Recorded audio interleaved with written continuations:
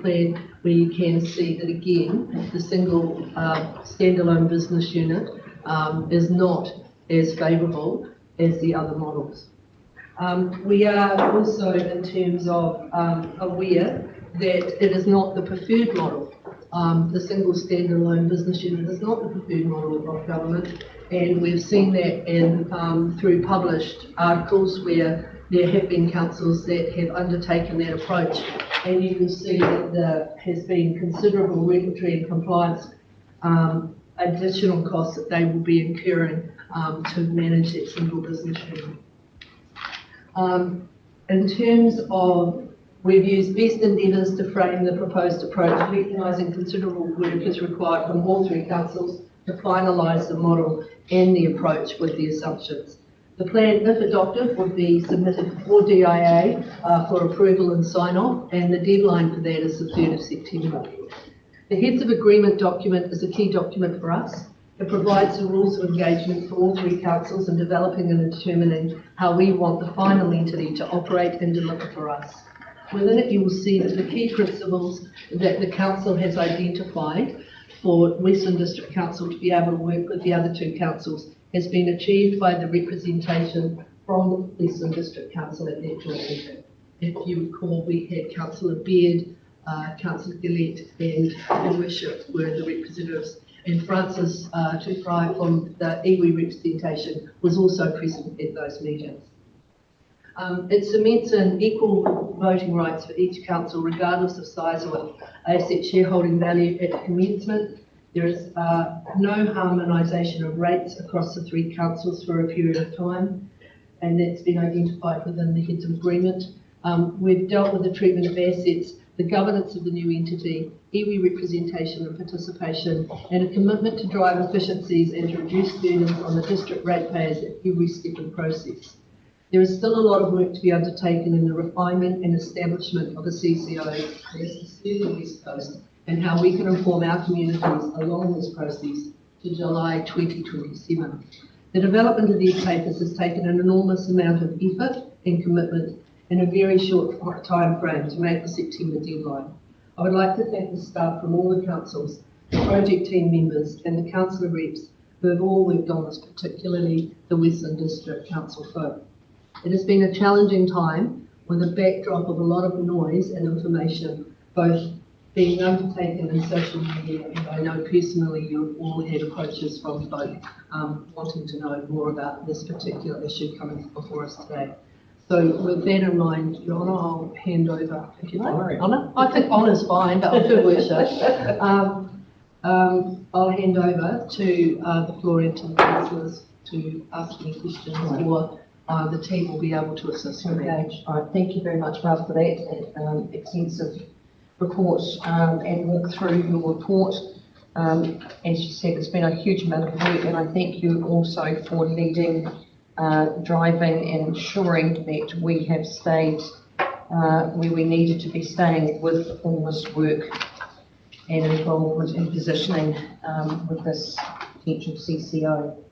Right, over to everybody for questions, clarification, and remembering that we have the invited guests that can certainly answer a lot of your questions and concerns. I'll start with Councillor Casson. Do you have a preference of the agreement or the plan first, or both at the same time? As far as questions, do you want to go through one or the other, or both?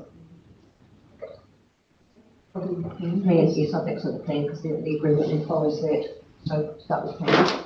Alicia, seems we're going through the plan first. As a staff member responsible sitting around the table, I guess Daniel on the other side, do you see any gaps or issues in that plan that will affect us adversely or puts us in more risk than the other two councils looking to join as well? No, so through the chair, no. So the plan is basically built on the long-term plan, our activity management plans and our infrastructure strategy. So it's essentially all the infrastructure that we need going forward for the next 10 years.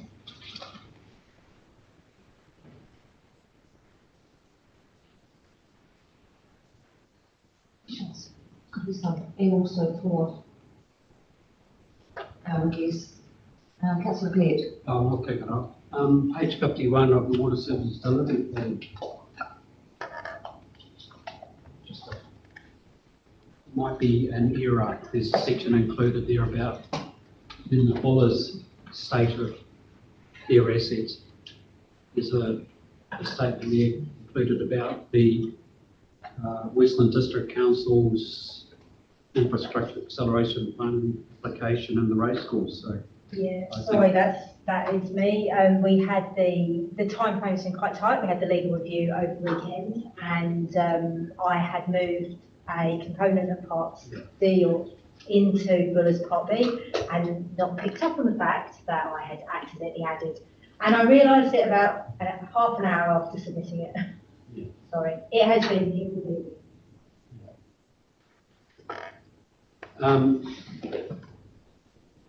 It's interesting read the water plan and the description of the infrastructure state for Buller and Grey is quite bleak that I see relative to Westland. So my concern is that the CCO might be there to serve other councils' benefit rather than their own. I'm not sure how the modelling reflects that in terms of the allocation of the water charge. The other councils. It's not clear in the modelling, but. So are you this may well be one for Douglas. There is, the charging is separated out, capital programmes are separate, and that will reflect in the charging for the other residents in the other two districts. So in terms of the operational costs, then Excuse me if I can just interrupt, Teresa, please, no photos taken from the public arena. Thank you. Of people at the council tables out there in consultation first, thank you.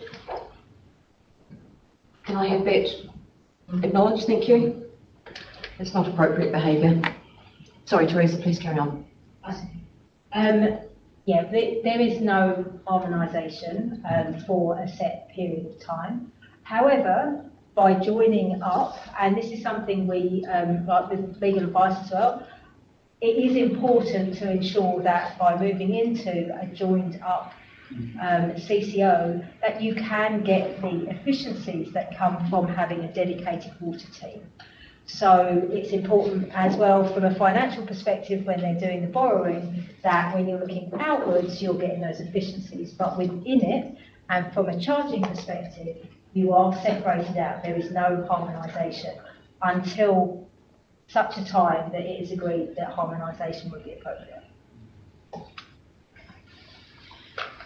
Teresa, on that harmonisation, I've got a concern because at the moment there's an element of time that we can have before that's reconsidered, because it's something we haven't agreed, we've agreed not to have at this stage, and the government has supported that. So 5 years' time, if harmonisation is allowed, and we don't support it, but Buller and Grey do, that puts us into quite a weighted. So this is probably one that Mike, as our legal representative, might be able to talk to. There are different types of decisions, and some types of decisions would need to have agreement from all councils. Mike, could you add to that? That's my concern though. If we don't, but those two agree, we're outweighted in that decision. There are. Mike, sorry. Sorry, the voice on the wall might have something to add to this. Thank you, Mayor. It's a great question. But you'll see in the heads of agreement, which is the second item that we'll come to, the approach to shareholder decision making has been flagged as either unanimous decisions or majority decisions. And so at this point in time, it's important to note that the heads of agreement document, or the commitment or collaboration agreement, is really just about the process that the councils have agreed to work towards to establish this functioning water organisation. There will still be, through the work involved in agreeing the shareholders agreement, an additional piece where the councils each will have input and need to agree on the sorts of decisions that will be made by either majority decision or by a unanimous decision of the three councils. And so to that issue, your one around harmonisation and when and how that decision might be made, whether it be 5 years or longer, there is potential for that to be a requirement for unanimous decision. But we're not quite at that stage yet. That will happen as part of the next piece of negotiation. So it's important to know now then that getting to that next stage, that we've recognised those points that could be potential issues down the track, so we manage them appropriately at start up. Yeah. Because I hate to get into a situation where down the track we've missed that opportunity and then we don't have that, it's a majority vote, and so, yeah, we don't have that ability to No, push. so that's right. So the shareholders agreement will be a single point of a single piece of the foundational documents that will address and clarify which type of decision requires a unanimous call from the shareholders or a majority decision. And so there will be two categories effectively that we will need to agree amongst the three councils. So that will come back to you. You're not losing the opportunity to have input on that now by entering into, agreeing to adopt this water service delivery plan. Thank you. But you also foresee that will stay within this initial setup stages and not go to the next level where we may not have that same sort of involvement? Right. Sorry, I'll just mute it.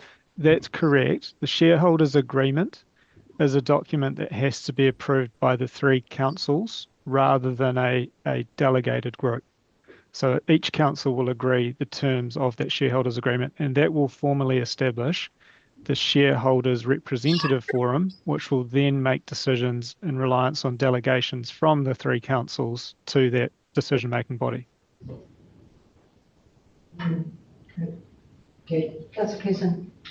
Page 115, we have a table showing our population, and over the next 9 years we're predicting a north of 50% growth in our population, which I would probably hazard a guess is ambitious. It would be great to achieve that, but I can't see that happening.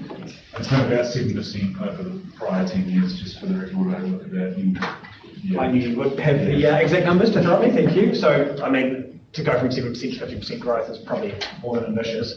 That obviously comes with a financial repercussion come year 9 if we don't have 13,808 heads of population to split the cost between. Am I correct?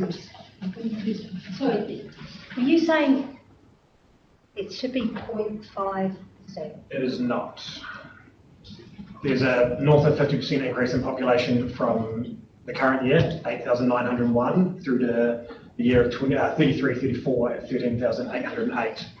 That's somewhere north of 50% again.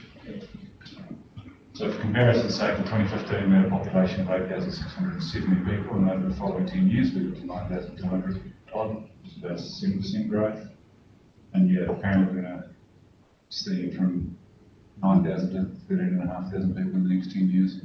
I think the numbers we've been using through Madam Chair has been about 0.5%, and even that's been public. So let's just review that table and just make sure it reflects, because it does look over the top. So, thank you. But the next part of that is obviously we drop down from our population count to our total connections. The total connections are doing a similar trend upwards, which Pretty much everything is. yeah, based off the top number. So if that top number isn't right, then I suspect the connections to water, being drinking water, wastewater and stormwater are all equally challenged. We'll check all those and make sure they're correct. This table, I think, looks like it's sitting out to one side from the other main table that's been driven, but we'll make sure that's all correct. Yeah, for Grey and Muller as well, they had very modest growth over the tables. It was 4% or something like that. So, yeah. Thank you. Whilst I'm holding the floor before anyone else jumps in, page 165 of the document, we're talking about projected median household incomes and percentages of this versus the charge for your water. Again, I suspect matched with inflation growth, that would be nice. I don't know everyone gets an inflation matched increase every year. Those, I guess everyone can read the article from one of two Cadogan brothers this week, and around the cost of those who are on fixed incomes versus those aren't, and the great amount of money per dollar that comes in, or $10 that comes in, and the challenges there. So I guess whilst it's nice to talk about median income statistically, it's probably the right thing to do. We have a real social issue outside of that, that is fixed income earners, be that ageing population, or be that other people at other stages of their life that are on fixed incomes or aren't obese, I think we just need to flag that pretty clearly, that it's nice to match it off the median, which is statistically the right thing to do. There's a social lens here as well.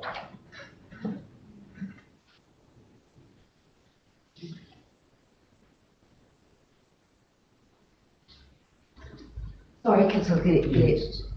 So, Chair, there's a few things I want to ask, but I'll just work my way through it. Yep. Just following on from Councillor Casson.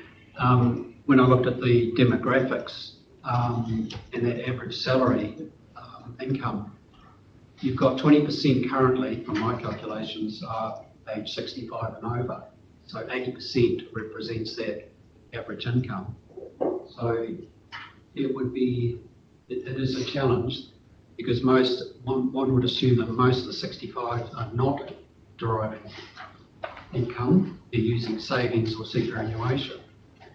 So 2.6% turns into maybe something like 8% of your total income just to service the water charge.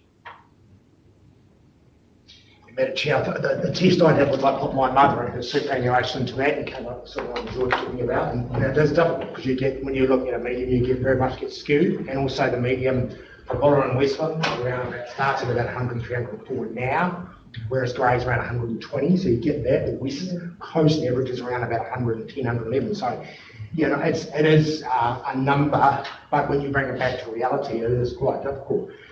That is why in this document we also added and really put some emphasis on things like the rates rebate schemes, DIA, looking at this new scheme where you can effectively park charges. But we also just highlighted the importance that all the councils on the coast and the water company have got to work very closely together, because it's that one pocket we're pulling from. So it's tricky, and it's one of the risks we've highlighted in this plan, is that challenge. So there's no way of avoiding it, but we need to bring it to the fore so that we're talking with government all the time about things we need to do better to help people in these situations. So the rebates mentioned in the document, and you made reference to the possibility of another rebate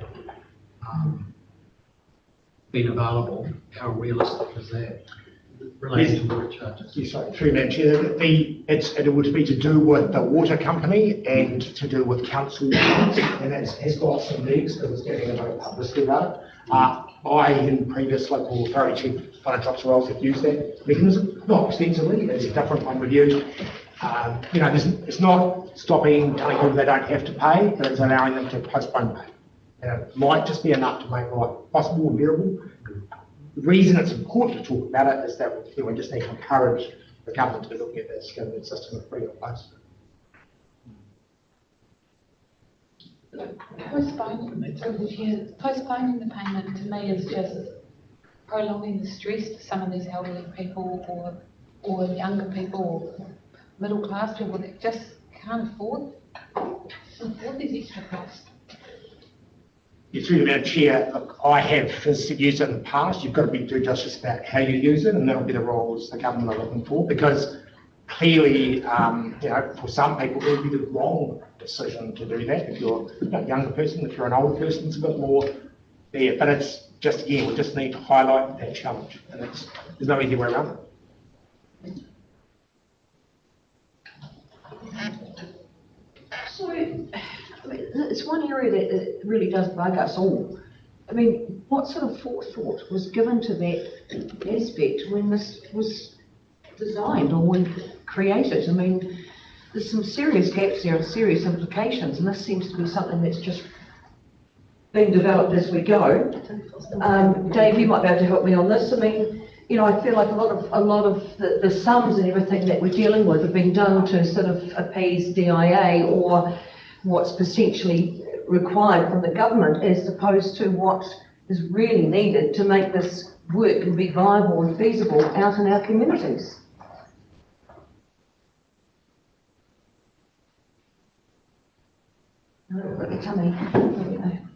Pardon me, I had myself on mute. Well, I think there's a lot of been said in the media and in opposition that this is something that the government's pushed. And I think it has been, but I think if you go back to the original stuff. This has been around since about 2022, even before 2022. And it's really arisen because councils and other people have been looking at the LTPs and realising that the level of capital spend that's required on ageing infrastructure is starting to get very high. We've got a number of councils that are approaching their debt limits, and we've got a number of councils who, when they look forward at their LTPs, see themselves being very close or breaching their debt limits. So the bottom line is the work that's being done is being done by the councils and needs to be funded. People are attacking this solution because I think the solution is actually the first time that people are really looking at the numbers in terms of what's in behind here. When I look at LTPs, including your own LTP, I see some very, very alarming increases in water charges. That partly comes down through councils' philosophies on how they fund services. It partly comes down to the debt levels that the councils are taking on. So for this work to be done, it's effectively going to have to be done by borrowing, or it's going to have to be done from revenue. Obviously, you've got limits on how much you can go with revenue, and you've got limits on how much you can go in regards to debt, and those two things are very strongly interlinked. So the philosophy in behind the companies is that the companies will give greater leverage, and that greater leverage, which effectively is more borrowing, which is going to incur more costs. But it is going to allow the spreading of those costs over a longer period of time. And in doing so, that will make it more affordable for people.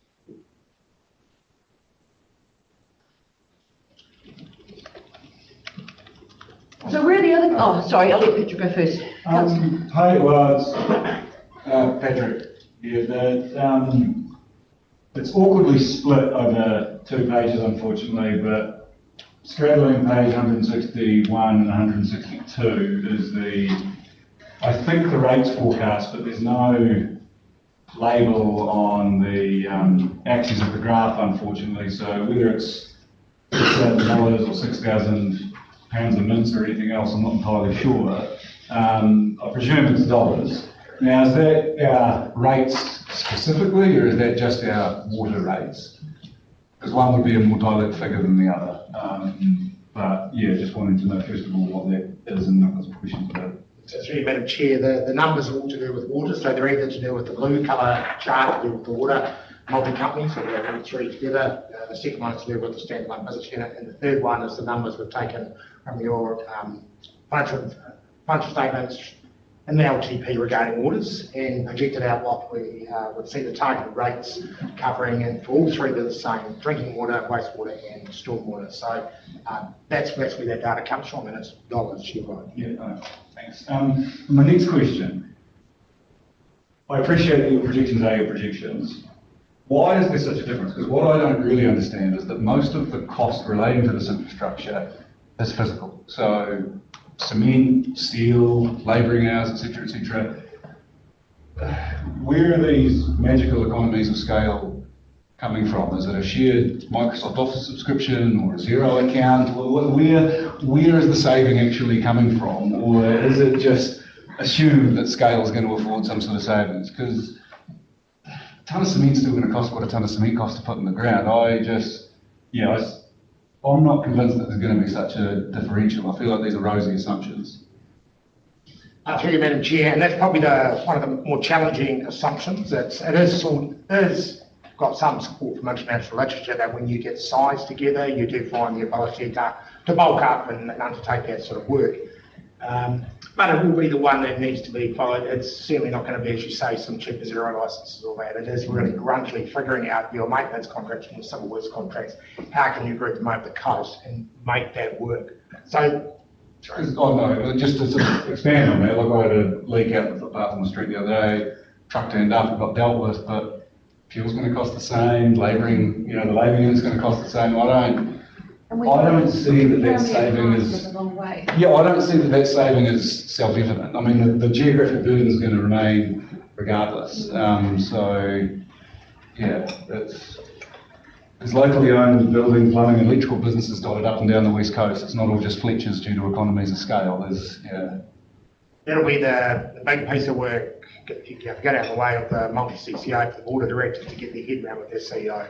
That'll be where there are a lot of time spent trying to figure out how to make that work. And my subsequent question, I'm glad you mentioned the board of directors, is we're introducing new staff and new layers of bureaucracy, which to me is new costs that don't currently exist, and those have got to be not just met, but then offset by other savings, and I'm not.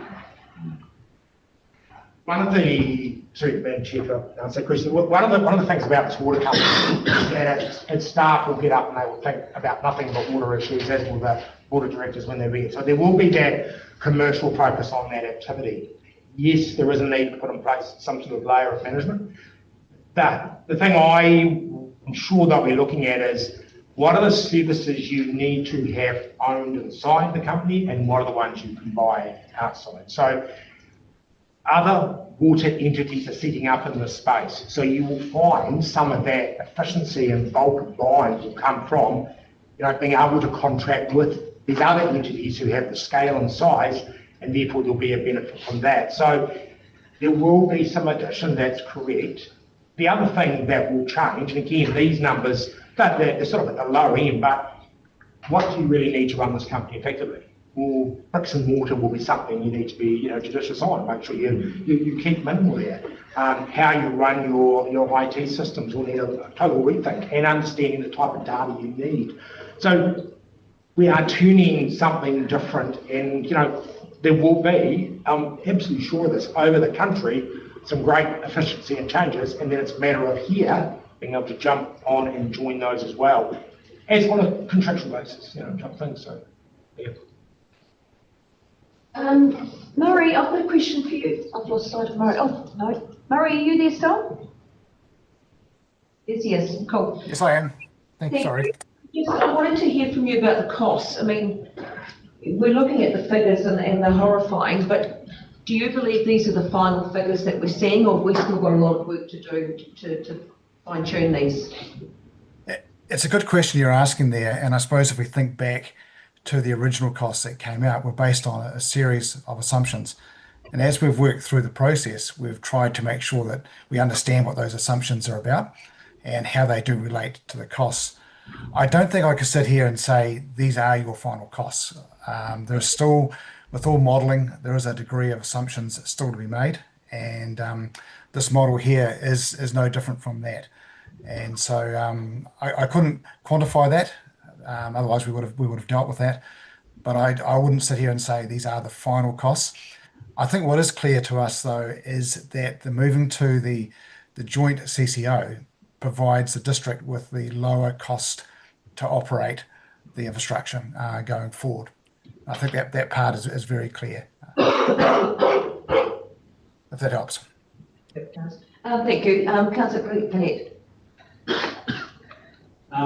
On page 182, it looks like you've extracted from the LTP, this is LTP, the operating revenue related to water services in order to model how Westland would operate as a standalone unit.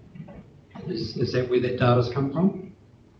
Yes, it's based on, yeah, that's correct. So that would, to me, confirm that the LTP modelling is still valid as well? Certainly, that's right. Yeah, to answer your question, yes. So this is following on Councillor Phelps' comments about the perceived cost savings, because if you project out the rates modelling in our LTP and compare it with the modelling in this document, the document gives a conclusion that the multi-CCO is lower than a standalone. But my sort of calculations show it's sort of like the other way. So I think assumptions are not clear. Only time will tell. That's and then the other issue, like as I mentioned before, is the state of these other councils' assets compared to ours. That's why I've always favoured just standalone for other various reasons as well. Our geographic situation, our assets are relatively good. I mean, we only need a wastewater treatment plant and some stormwater pump upgrades. That's our major thing. There's pipes that need replacing. But you can talk about underinvestment, as Dave Foster alluded to. You can look at Buller's investment plan and Craig's, and they're being way behind what they're. So there's no doubt that there's free water issues around the country that have to be fixed. It's just trying to get the appropriate model to do it. And standalone is definitely a government option. I strongly feel the heat from central government that that's not what we want to do, but it is the option. That's the model that I still prefer to go down. Is part of the appeal of this that it takes it out of the politicians' hands, if you like? Because I can see why, frankly, this issue exists all around the country, is that successive councils all around the country have put an insufficient amount of money into their infrastructure over the years to try and keep rates low, and the easiest way to get the cost of something low is to actually just not pay what you actually need to pay into it. Whereas what you end up with is a CCO that won't be argued with and will charge what needs to be charged so that there's enough money to go into underground infrastructure. Is that part of the driver of this, do you think, being a preferred model? Yeah, through Madam Chair, I think that it's important to remember there's a few things here. There's obviously the regulation around what you've got to do, and there's a regulation around charging. That's a real big change here. So it's going to force the companies or the standalone business units that they have in place to charge appropriately to get that. The question you asked before, which we also need to remember in tandem, that companies under the local government funding agency, which is where these entities all borrow, have quite different covenants of borrowing ability. So they can lend up to 500% of their income turnover, compared to that classic council strategy of 175. That's like a real big advantage to the CCO. And under this model, which uses funds from operations as its freedom, it focuses on funding its capital, its OPEX, and its interest on debt. It doesn't get too worried about loan debt repayment. That's a bit of a classic corporate way you do business. If you pay people when you can, we all like to get it down, but having a bit of debt is always good. The debt, as you know in the report, does drop away. The point I'd make about not harmonising, which gives you your protection, is that you are only paying for the stuff you need to do in Westland. So if you are worried about Bullet and Grey, that's their call, but you're not paying for that. The issue to look at is, though, if you're within a company with the others, is there adequate headroom in debt, i.e. below that 500%? And the answer is yes, there is. If there was an event, let's just say the Alpine Fault Bend, and you need to go out and borrow as the water company, yes, there is ability. Or you find something, either in one of the three council areas, that needs to be done that's not thought about in this plan, is there enough there? And so the thing that I think you can take some comfort from here is that that mechanism, which is going to be heavily used by these companies, you do have an ability, if you find something, to do it. But the key thing is you're not harmonising with the others. So you've got that protection in terms of the charge. So that's available standalone as well. It is, but it's that debt covenant issue that the standalone hooks you on. That's been, deliberately done that way. Can we explore that harmonisation comment a bit further? You're saying we won't be paying for the costs up the road and further up the road, both of which, by rough maths, are about double the investment in infrastructure in the next 9 years that we'll be doing. Not quite, one's more, one's less. We've talked about harmonisation dates that are short to or mid-term view. So up until the point of harmonisation, I understand we're not supporting culverts in the ground and pipes and everything else up there and up there. Are you saying it's not going to be the case going forward? For clarity for myself and I guess everybody watching and listening and currently not. Your shareholders' agreement will spell out absolutely clearly that Westland people are paying for Westland things. They're paying for Bullet, right? What you must make sure, though, is where you're using that one entity to buy things for the benefit of all, that you get that benefit spread over. So one of the things, and this is getting down to specifics, but you will be looking really carefully at your costing mechanisms to make sure that you know that you're paying. So your targeted rating system you've used really well here over the years, that will be maintained, perhaps in a different form. But that will ensure that your harmonisation over the regions only done under certain circumstances. You remain within your particular TLA area. So that protection will be there. That shareholders agreement Mike's referred to will be, I would think, pretty detailed, explaining how that works, so that you've got comfort. Yeah, and if I can just clarify too, because when the discussion isn't about the CCO model here today, because that's decided, and the figures will be defined more and worked on considerably more once we ratify where we're going with today's decisions that are on the table, which is correct, isn't it? You won't spend time doing any other sort of financial crossovers or benchmarks or investigative work until we ratify what we're going to do today. Is that correct, Murray? Dave, sorry, well, Murray or Dave, either one. Apologies, I keep having my microphone, I keep turning it off. There's still more work to be done, that's right. And when it moves across to the company, they will also have decisions that they need to make as well, which will affect things going forward. Thank you. Dave, what happens if we don't adopt today?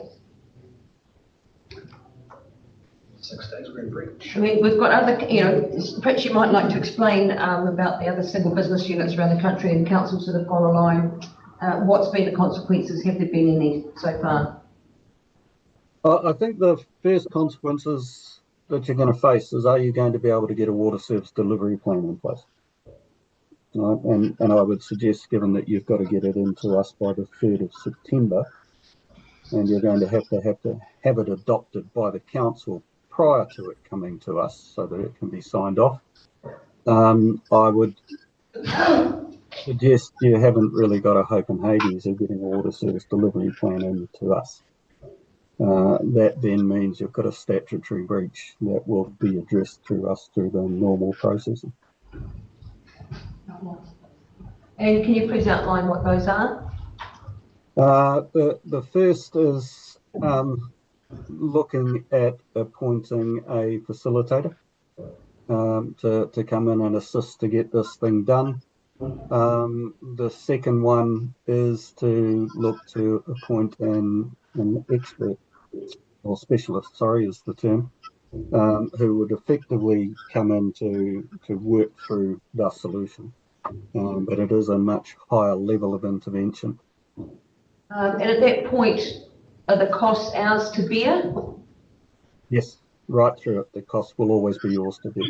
Right, and then if the controller is appointed or comes in, is that to work with the council, or is that to tell council what and how they need to do what's ahead of them? If you get into the specialist is a higher level of intervention, so they don't have to work through the council. They'll work to resolve the issue, which is the water services sorted. And we lose, you say at the table at that time. Through the Mayor, I can probably assist here as well. The facilitator has a lesser degree of power. They will come in and work with the council to ensure that it is able to prepare a valid, compliant water service delivery plan, but the specialist has substantive powers where it can direct the council to adopt, which removes the ability of the council to exercise discretion on that matter. Thank you. Councillor Beard. Chair, we still have that off-ramp option later down the track. Yes. Obviously, whatever is cost to us, extending those is on that back, but we do still have that. Yes. And the agreement was, and Teresa, you can correct me if I'm wrong, the agreement was that those off-ramps stay there right through this, and then when we go into the formalised legal agreement, there is an exit strategy that can fall into place after 3 years, because that's what we've all agreed on at Greymouth at negotiation point. Again, might want to add in, yes. Yeah, it's not It's written into the agreement the way, but to be clear, the costs are then and including in the impact. There's also an expectation that if there's a sense that you may want to, you would start the discussions, because it does have an impact on the other two councils.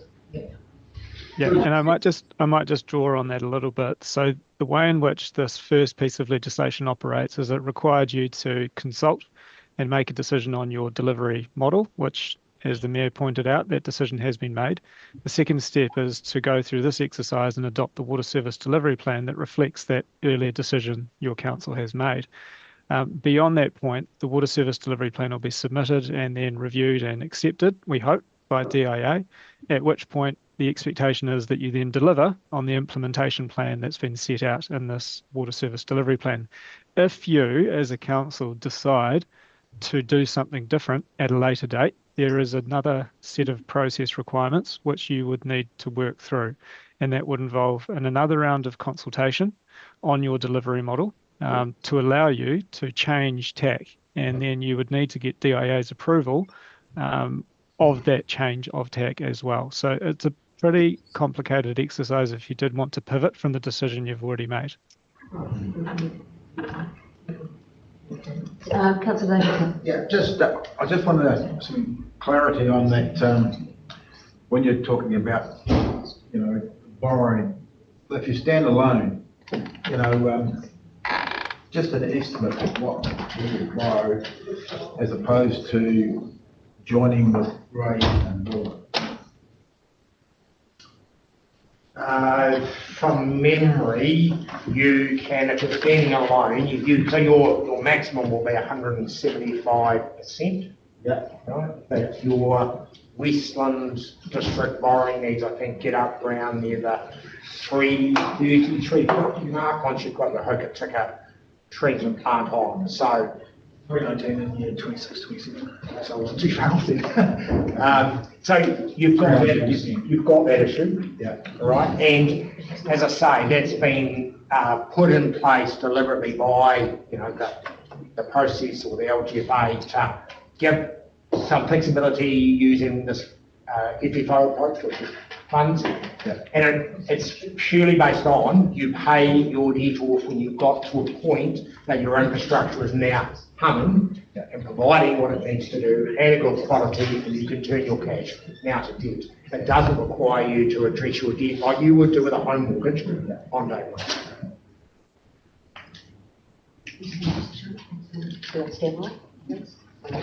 Thank you. Who was next on that with the hand up? Was that you, Patrick? Sorry. Why CCO? Can I just like in terms of all the different ways you can structure it? CCI, as I understand it, and maybe wrong with this, but is to have it effectively running like a privately owned business that's owned by the council, whereas to me, this is simply something that we can do and do as an internal function. It's not expected to necessarily return a profit, you're just meant to inject money into it if it's needed to have go into it. So if it's not expected to turn a dividend, it's never going to be sold off or anything like that, why a CCO as a model versus another structure? So then, Chair, I might look to Dave Foster from the DIA, because it's a national decision, and get him, if Dave wouldn't mind just talking about that. I think the critical thing is what other structure could you come up with? You've either got an in-house business unit or you've got something which is external, which is by definition, by what you're saying, is going to be council controlled. So your discussion around the table has effectively been that you want an organisation which is controlled by the council. So therefore, it's either an internal unit where you're on your own, then you run into the issues in terms of size and scale, or you're going to put it into another outside organisation. That could be a trust or it could be a company. Most people have discounted trusts because they're quite difficult. There is a consumer trust in terms of the option here. None of the councils have gone down the track of a consumer trust because that effectively takes it completely outside council and puts everything under the consumer trust. So I think the critical thing in the mix of it is, and I'm struggling, why you think it could be other than a CCI. Well, no, I guess my question is, what I'm leading to is, what level of control, if any, will we still have under a CCO model, so ratepayers can still exercise control over what is ultimately delivering a service for them? Well, that's an element that will be in terms of the documents that will be put in place through the Constitution. There are other elements in the legislation in terms of a water services strategy and the extent to which they go. a lot of people are saying that these CCOs are actually under more control of the council than a normal CCO. But I can let Mike elaborate on that. That's a view that's actually come out of Simpson Grierson. And if I can, Patrick, that concern of yours that you just raised is actually managed within the heads of agreement. Yeah. So, yeah. Councillor Pearson, we need to sort of cover off on the heads of agreement as well with this. I was going to try and assist with the transition. Transition. So the bottom of page 3 of the report to council, we have a table with a green line and blue line and a couple of purple lines. The bottom right hand corner states a stand-up business unit is going to cost ratepayers $4,999 in the year 2034 versus a CCO $4,285. We've heard lots of talk of assumption. We've heard lots of talk of future work to be done. How confident are we that $714 gap is going to stay close to where it is, get bigger or smaller? Ultimately, that's the key piece here today for us to decide. Who would like to answer it? Well, then, well, I think one thing that is important, because you'll see that table isn't in the water service delivery plan, because the water service delivery plan is specifically looking at the chosen option. So the level of analysis on standalone business unit, both of them were done for public consultation at the level they could be for it, just in terms of the timeline. But in terms of the water service delivery plan, you'll see clearly that the tables is in-house for councils up until the transition and then onwards. And we would not be doing any further analysis on what a standalone business unit would be.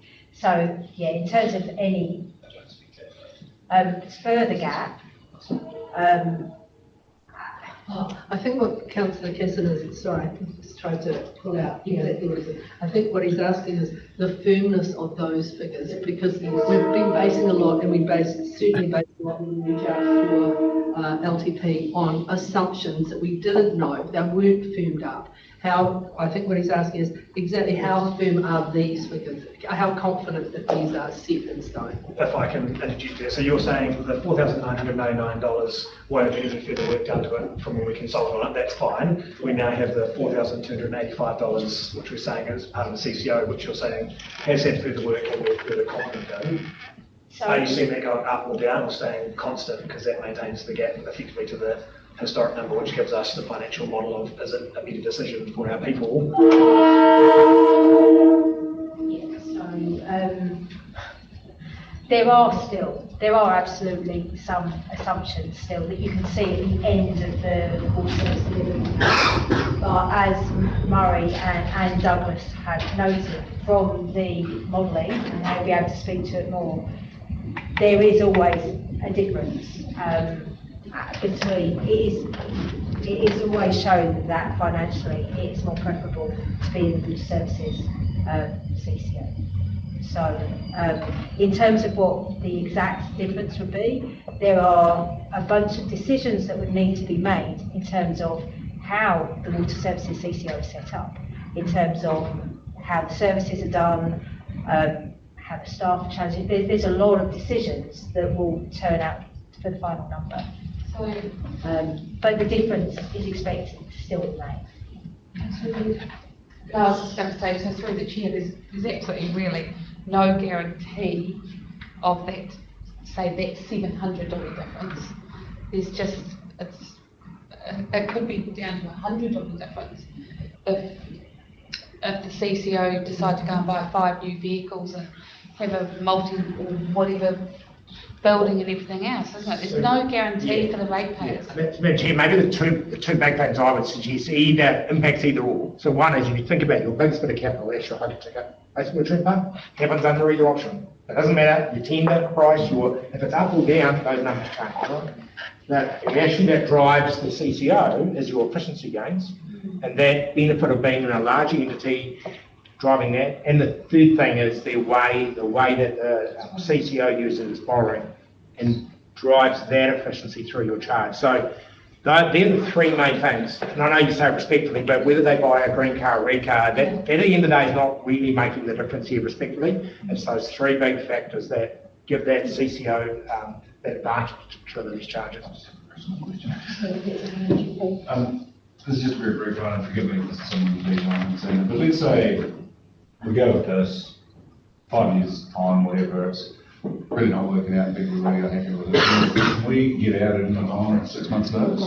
Yeah. That's part of what we've been, that's the exit strategy, and we've been talking about that as to what the time frame would be to advise the others that we're not happy and the reasons why. I think I said 6 months or something. Yeah, and then we take our assets out with us. We don't, and our debt. And it's not even necessarily going to give effect to that, but I think having that there and the risk that anyone would pull out if it wasn't working does give a pretty good incentive for whoever's involved with that model to make it work, basically. So, which is what you've got to have in there. Yeah, because otherwise it's just a hostage to potentially what may become a model growth.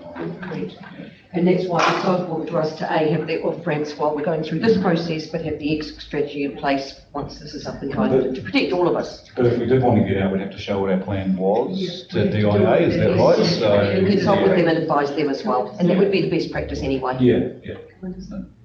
So can I just, I wonder whether or not it's useful just to recap that, the water services delivery plan that's been provided to you today has been based on the best information we have to hand right now, based on the assumptions we have to hand right now. For the purposes of compliance for DIA, to make the September the 3rd deadline, to enable them to see if the model that we have already decided on to go forward with will look sustainable based on the information we have and the assumptions we put in the service plan to go forward for sustainability. That's what we're being asked to look at today. There is a whole tranche of work that is going to have to take place after this process has been adopted or not. Well, it has to take place, that is then about framing, delivering, thinking about that whole framework of that entity that has to be built. All of that work needs to have to take place. That's when you get down to the concrete figures, to the assumptions, to the communication, so people totally understand what you're doing. That was not intended for this. This is to get DIA's comfort and sign off that they look at the paper and say those two things. I'm not speaking for you, Dave, but that's my understanding, that they will review it and look at it and sign it off, accept it, reject it, or come back with comments. That's what this document is for. The heads of agreement is about how we're going to do the work that's actually going to deliver the CCO that meets Westland's needs. That's what we're talking about today.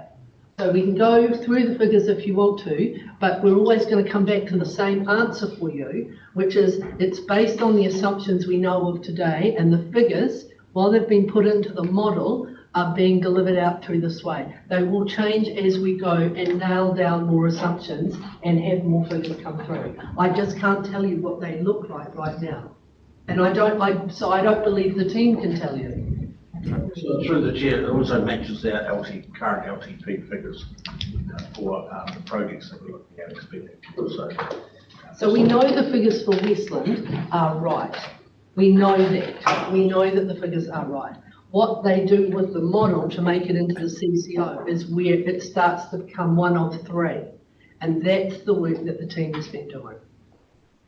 So this is for the DIA purpose, for the 3rd, and whether you consider whether you wish to adopt or not. I think what we've heard from Dave is that if we don't adopt this paper to go forward for that process, for acceptance or rejection and commentary, then we would have that other process that we would have to go through. And I don't think we've over-egged that or over-exaggerated that process in any way, shape or form as we have progressed through this process. It's a considerable impost on the ratepayer.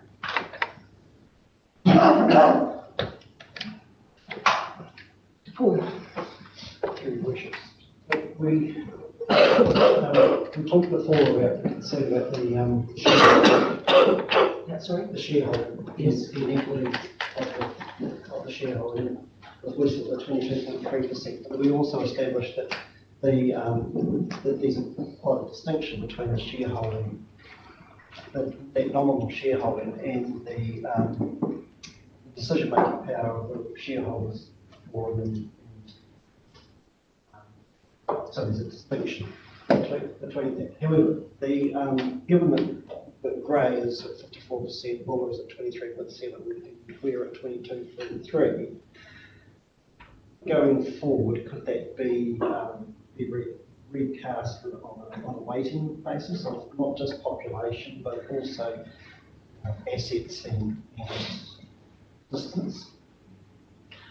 Assets is the driver of this already, isn't it? Yeah. Dave, can you, Mike, sorry? Can you answer that at Yeah. all? I didn't quite catch all of the question, but what I understood it to be was, if it's assets now, could it be something different later?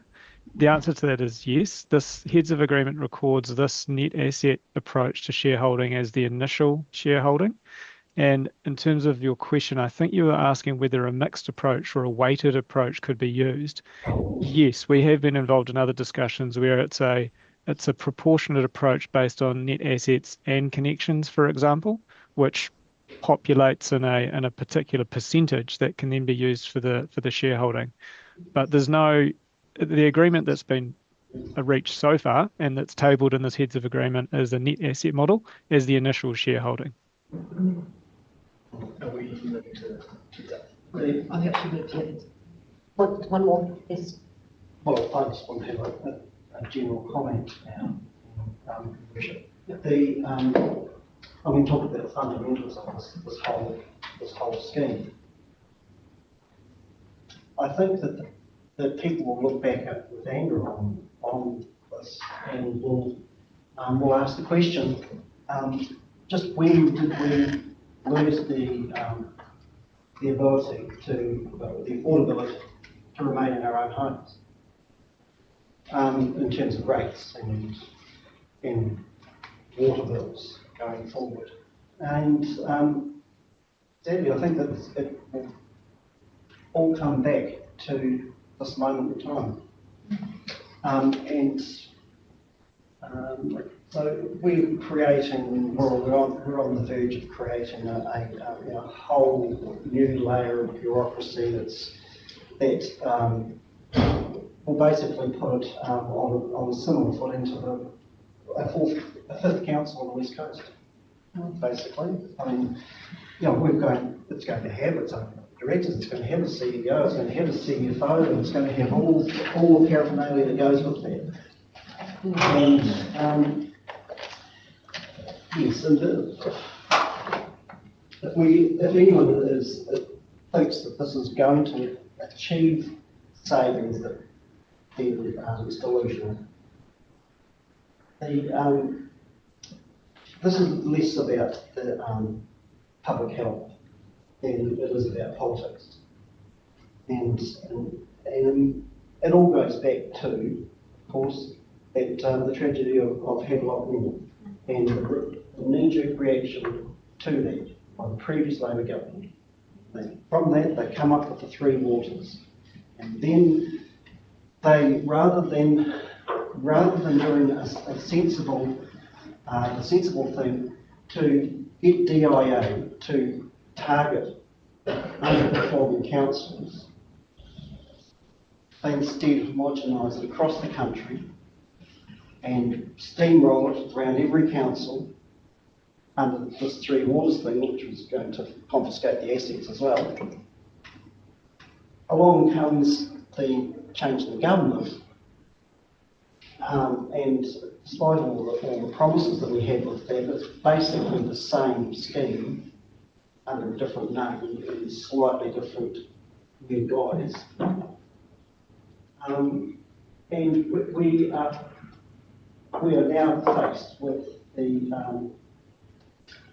inevitability of an unaffordable scheme, and I think it's a really sad state of affairs. We put it on to future generations. Well, I think we all agree with you, but it comes down to where we're going, and we can't change the past and decisions and behaviours and what was done and what wasn't done. No. And the decision we've got to make is a very grave one, and the impact is phenomenal. We're well aware of that. Yes, but there is choice, though, isn't Although they say that there's no choice whatsoever, but there was a choice, and then they took that choice off the table. Why don't you ask Dave? Earlier in the You asked Dave then, if you've got a question for Dave. Yeah. We outlined that we're going to facilitate it and then Don't you want to ask Dave a Yes, question? well, we know what the threat has been, is that, we've got until, the first week of September to file an alternative plan, if that were the case, and it's not going to happen. But why was it changed? Why then, Dave, why was it taken off the table? We were initially given the option of a standalone unit, and we went through that motion at this council. We put it in our LTP, and before we knew it, that was off the table. Dave, that's a question for you. Can you answer that? Well, it is, and I will answer it. It isn't really us that took us off the table. I mean, we did express a concern, understanding the issues that are coming forward across the country and the level of work that needs to be done, about small councils actually being able to put in plans that were going to reach muster effectively. And we still have that concern over small councils. We know that the bigger groups have got bigger elements, and even if you look at, which you won't have seen, but LGFA have put out elements in terms of their guidance around approving the sort of effectively a 5 times debt multiplier. It is geared on size, right? So the smaller councils are going to have a free funds from operations ratio that's higher than the big organisations. And that FFO level, to get that level of debt, which you need to get, means that you have to put the price up. So, fundamentally, the model produces the best result for the ratepayers. And that's evident in the modelling. And you can challenge the modelling in terms of what's in there. But as a person who's sat around the sort of modelling table and done a lot of modelling over the years, as Douglas says, it is really fundamentally in the fact that a CCO will treat debt in an entirely different way to what the council treats debt at. So rather than having a debt strategy which has a limit, they will be having a debt level which is effectively the target. Right? And so they won't be looking to say we'll go up to a maximum of this. They'll be looking to say this is the debt level that we will be looking to hold. That's how they'll set their revenue. So the solution is in your hands, and it was the council who determined that you would go with a multi-council CCO whenever you decided that. Under juries, I will add, that was most certainly under juries that opted for the CCO. It wasn't by choice. The choice was there, and I still maintain that the choice was put to us initially, and then it was taken away. We're going to have to sort of move around and get these questions and move, because we've still got quite a bit to cover. Councillor Neil. Yeah, so DIA are saying that they don't think lots of the small councils have got the ability, but they've all accepted all our LTPs where we said how we were going to do it.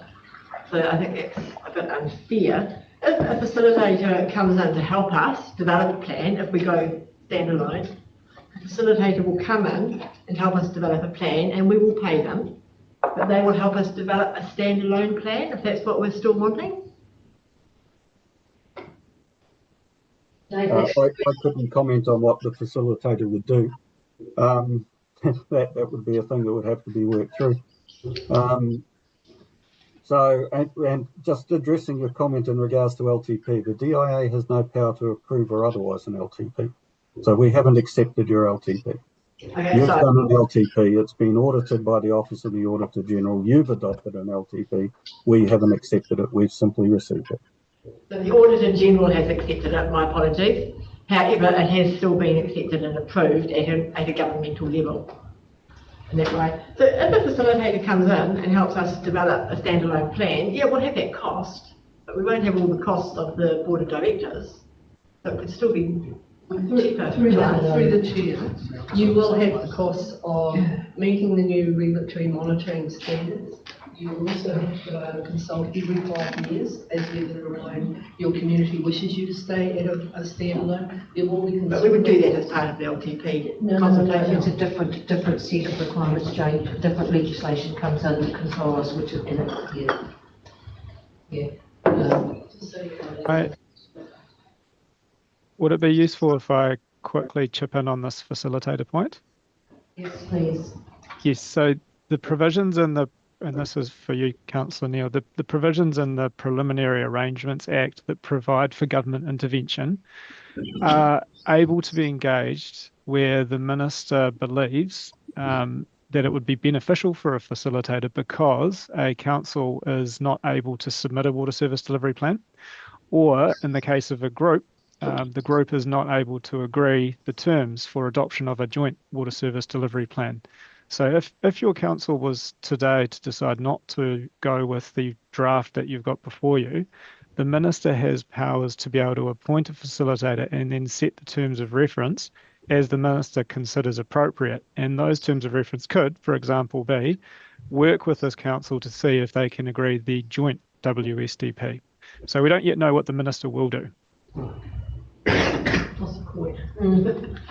Mike, you're on screen, still a couple for you. No offence to anybody else in the room, but as the only lawyer online or in the room, you've looked through the heads-up agreement. Can you give us your view on that? Any issues or risks that opens us up to? Any advantage or disadvantage our council's at over the other two we're looking to join with?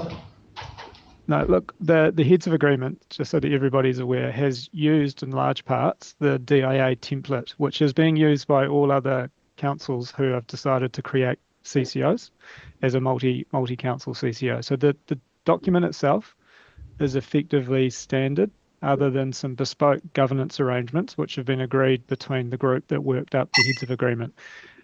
As I said earlier, it sets out and maps out a process that all councils are committing to adhere to, albeit with the ability to exit if that's the decision the council wants to make. And the schedule that is attached sets out the initial commercial term sheet. Now, these points in that commercial term sheet will flow into the foundational documents for the water organisation. But as I said earlier, that is the second piece here. Once we get through the water service delivery plan, have that accepted, then we kick off the formalised incorporation of the entity. And that's where the commercial terms will be documented in appropriate ways with some further negotiation to make sure that all councils are comfortable with them through the process that's been mapped out. Cool. Thank you, Mike. Supplementary to that, 5.1 on the document bottom of page 6 shows we're having 1/3 of the cost. Somewhere else it states we're having 1/3 of the vote. Somewhere else it states we're not having 1/3 of the shares. Can you provide your commentary on that? Is anyone better suited to answer that question? Can someone provide some clarity to myself and anyone else wanting some of that?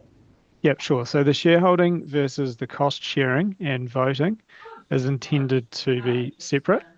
One thing I'd just note to clarify there is that the initial shareholding is the initial shareholding. We've had that discussion as part of this meeting, but it was agreed by the group that a net asset value initially would be a fair approach to document in the heads of agreement. The shareholder decision making is separate, and it's been agreed that there should be equal voting. Mark, can we just put mutes on for everyone except for Mike? Sorry, we're getting feedback. You can't hear properly. Yeah. Well, thanks, Mike. Sorry. Not a problem. I'll just pick up on the shareholder decision-making point. The heads of agreement documents that there will be equal voting, and so that's across the three councils.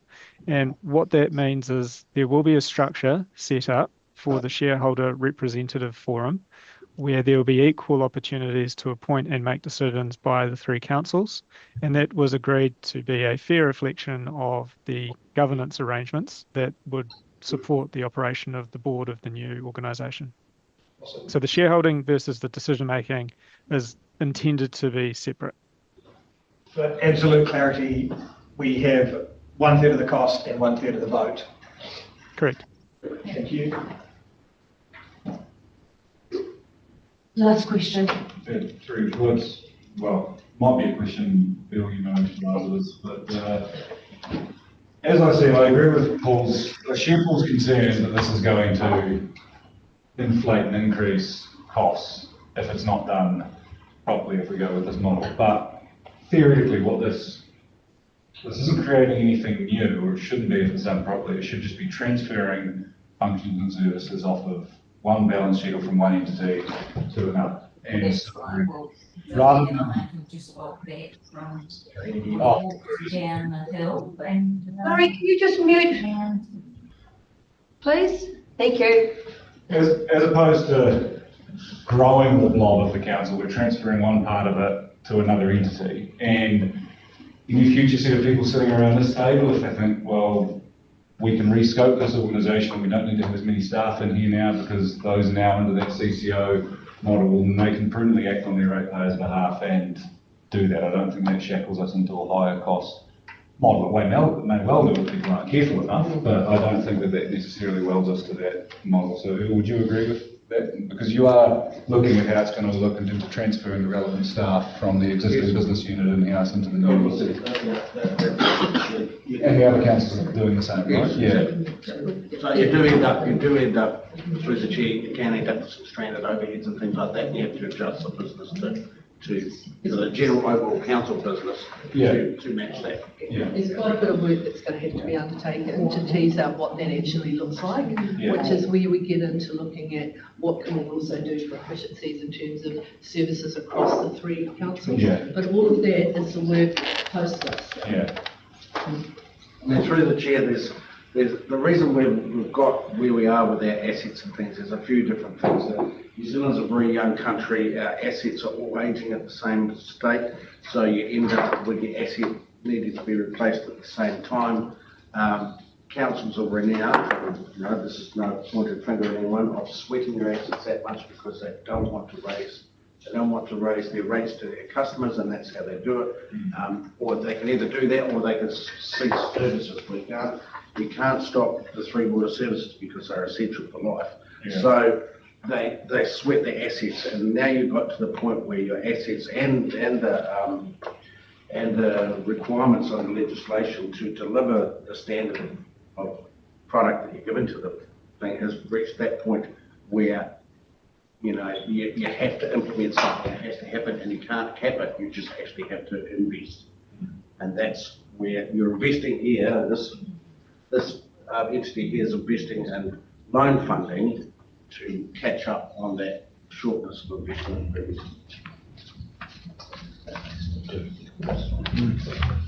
So is everybody prepared to go to resolution stage? So the resolution is 1, that the report be received. 2, that Council adopts the Water Services Delivery Plan as attached Appendix 1 to this report, subject to minor amendments to the WSD plan. And I'll put a sub onto that one, which will be 11.2a, that we authorise the Chief Executive to oversee and agree the amendments as we can't bring it back to Council. I wonder if we have to authorise someone to make the amendments to actually and agree them and make sure they're accurate to what we've agreed here. So what I was trying to put into that was say that if you wish me to do that, obviously we can circulate documents via form, but we won't have a council meeting before the deadline, which was the only thing that was said. So is everybody happy that we put that in as 11.2a to make sure we've covered ourselves there in correctness? 1.3 is that Council adopts the heads of agreement attached as Appendix 2 to this report. And 1.4 is that we authorise the Chief Executive to certify the Water Services Delivery Plan and submit to the Secretary for Local Government. Do I have a movement to the Secretary, please? Can we go a step further with the delegation of the CEO that's email approval from those that reply within the given time frame? So it's going to be circulated to us for approval. Whilst we're not going to the council meeting, can we do a return email or similar? Yeah. As long as it's a really short time. For approval. Yeah, we've only got 6 days, so we're in the time frame, but just. So we'll add that in that we authorise the Chief Executive to oversee and agree the amendments the document will be circulated accordingly for approval within a set timeframe. Yep, you happy with that? Yeah. Do I have a mover and a seconder for that, please? I'll move that. No, second. Thank you very much, gentlemen. Councillor Monero, Councillor Davidson. Right, all in favour?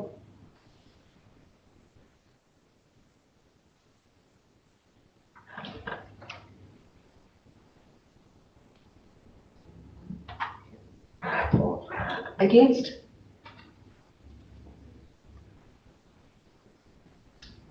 Five, four. Yes. That seems it adopted. Thank you, everybody. I know this has not been a comfortable discussion, decision-making process.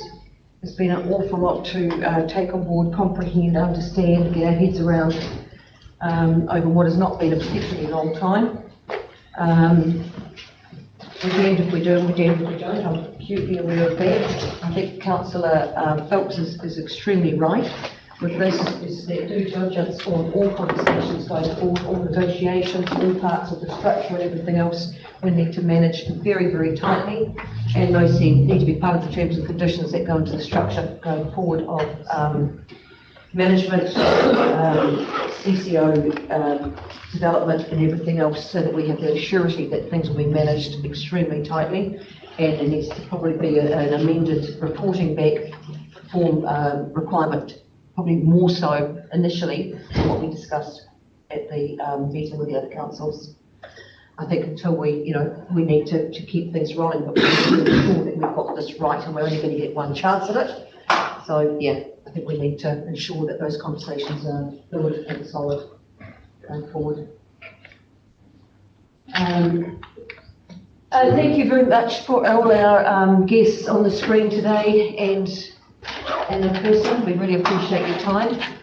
I know you've got Graham Waller tomorrow.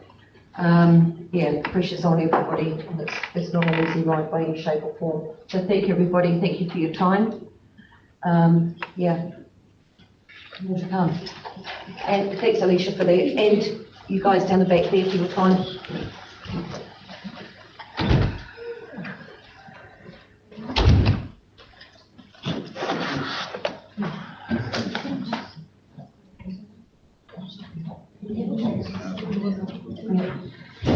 Right, so moving on to statement of intent, West Roads. Do we have Mark on, waiting on the waiting list? And Mark? Steve and Mark? Yeah, Mark's here. Afternoon, Mark. Hello. Afternoon. We'll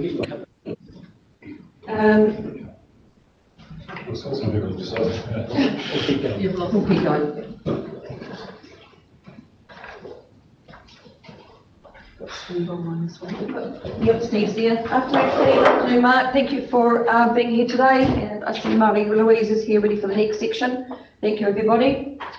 Statement of intent for West Roads. Mark, you would speak to this report. The floor is yours, please. Thank you. Steve, for me to go ahead? Yes. Yes. Thank you. Good afternoon, Your Worship, councillors, officers and others in attendance. Thanks for having me to present the West Roads Statement of Intent for 2025-2026.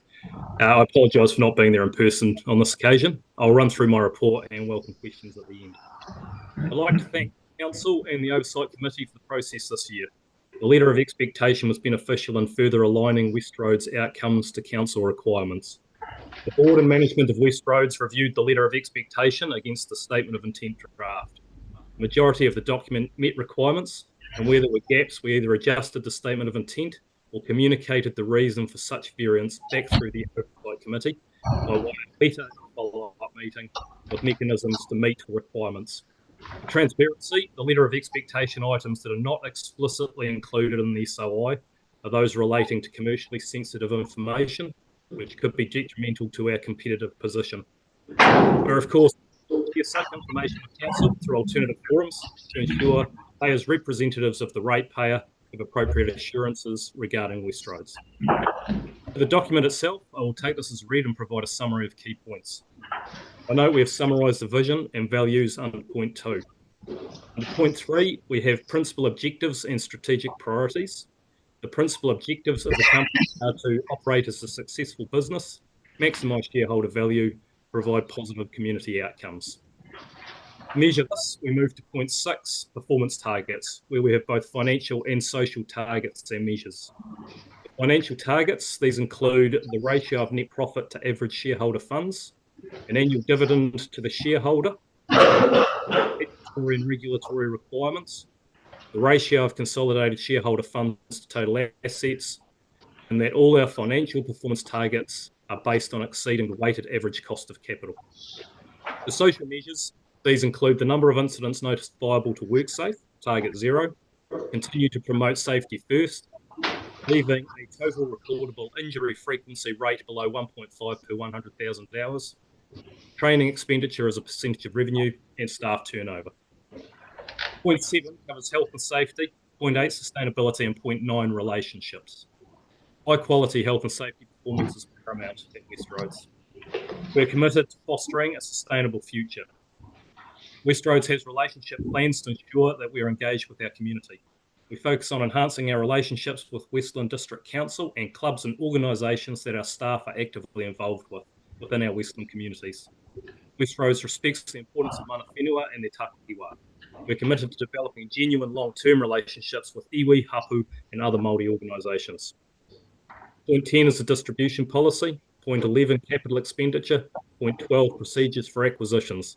Point 13, commercial value of shareholders' investment. And point 14, risk mitigation. Under point 15, we summarise reporting to shareholders through the draft statement of intent, the completed statement of intent, half-yearly report, annual report, the annual budget, and quarterly reports. Point 16 covers accounting policies. Point 17 shows financial forecasts, including performance targets. These targets illustrate our pursuit of increasing profit, dividends, shareholders' funds, and return on average shareholders' funds. We're currently in an incredibly challenging economic environment. However, for our performance over the first 6 months of 2024-2025, that we have the strategy and systems in place to perform well under normal conditions. We've made further adjustments over the last few months to cut costs and improve our business, and we continue to strive to deliver the forecast returns in the attached table. I thank you for your time and welcome. Thank you. Thank you, Mark, very much for that. It's a very sound report and statement of intent as per usual. Questions, please, for Mark from councillors. Councillor Manio. Yeah, I don't know if it's right or not, but how come you don't have a CEO and a board of directors when you're trying to be competitive with other companies? CEO and a board of directors. When you're trying to be competitive. Yeah. Well, the smaller companies don't have all those overheads. There's a requirement under the Companies Act to have directors. That's where the board comes from. Normal governance practice is a board of directors and a general manager in our case as the head of the operations and management.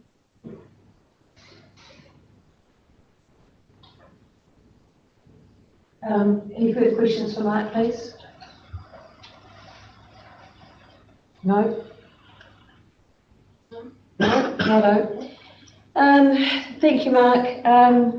So the resolution is that the report be received and that Council adopt the West Roads Limited Statement of Intent for 2026. That Council direct staff to make the Statement of Intent available on the Western District Council website within 1 month of this date for a period of no less than 7 years. And I have a mover and a seconder, please, to that. Councillor Baird, thank you very much. Do I have a seconder? Councillor Davidson, thank you very much. All in favour? Against? Carried. Thank you, everybody. Thank you, Mark, very much for your time. I'm sorry that we kept talking. That's all right. It was interesting. It was good.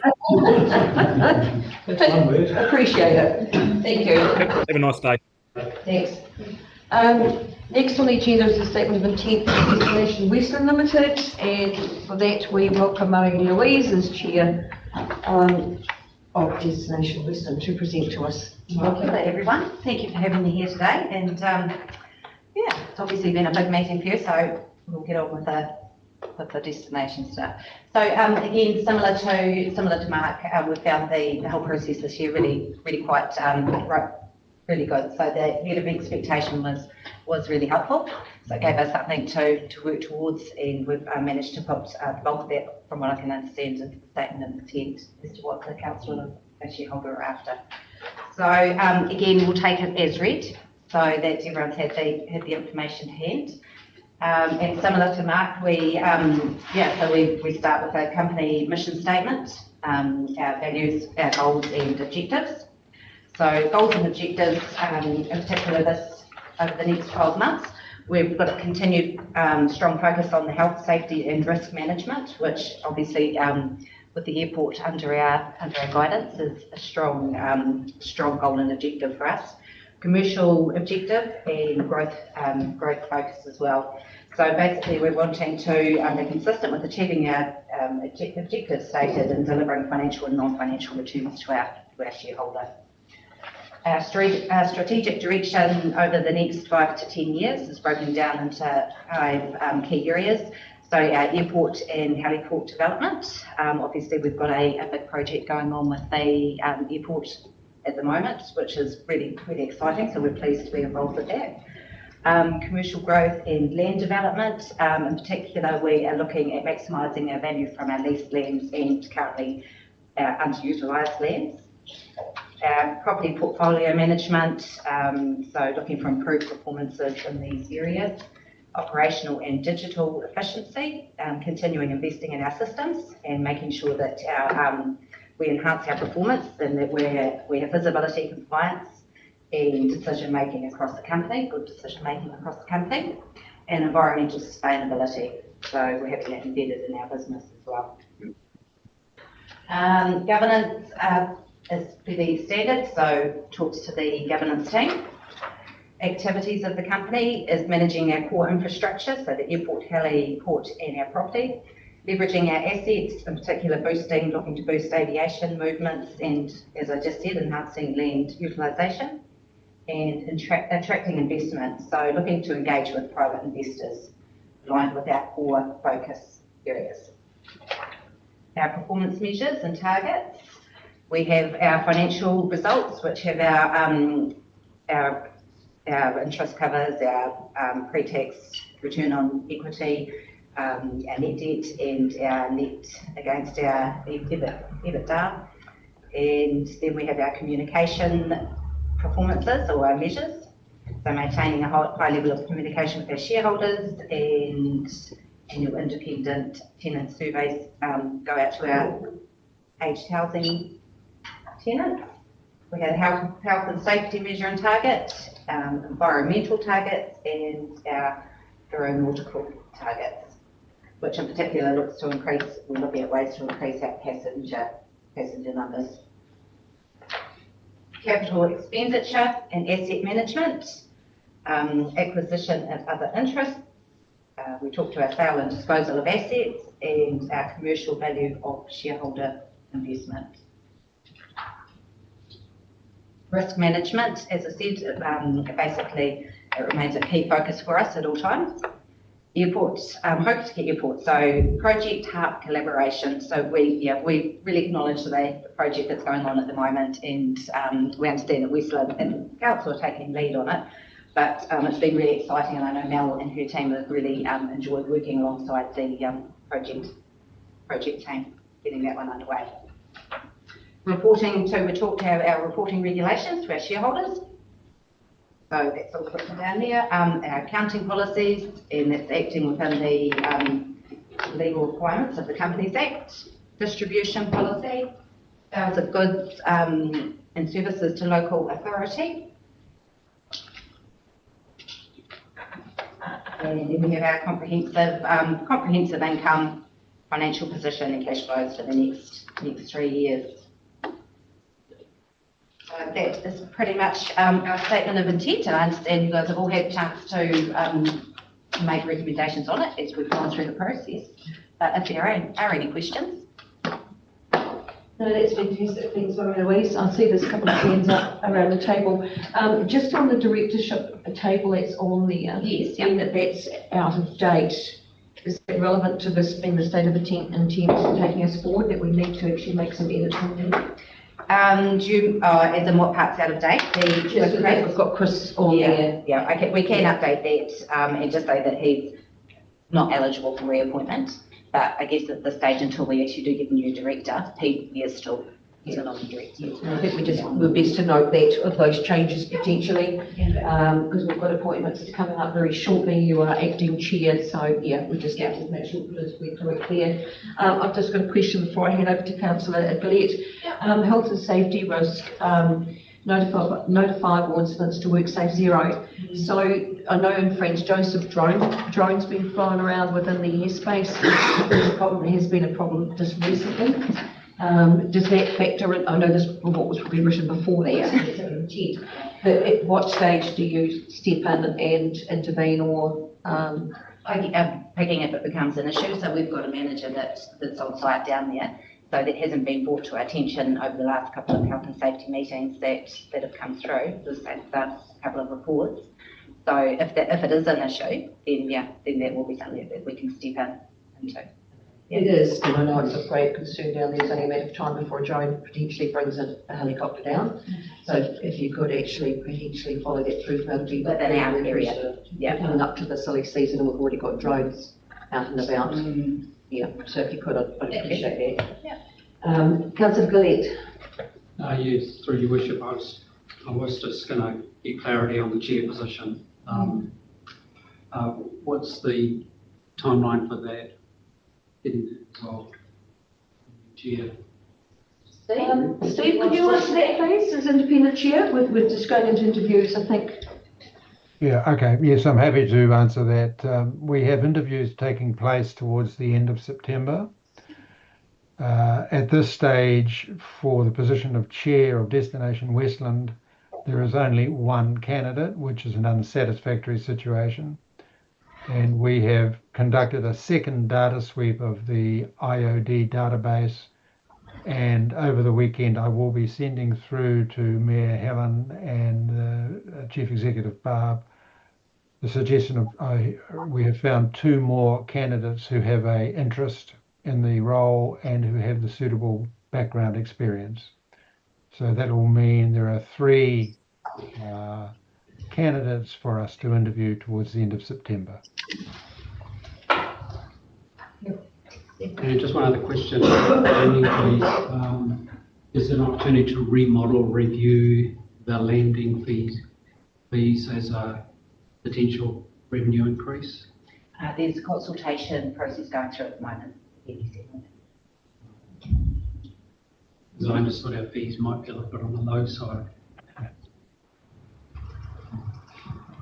I think that is understood, and the team, it is part of their SOI, their statement of intent, to review the aeronautical earnings and match it more closely with the assets that are being employed.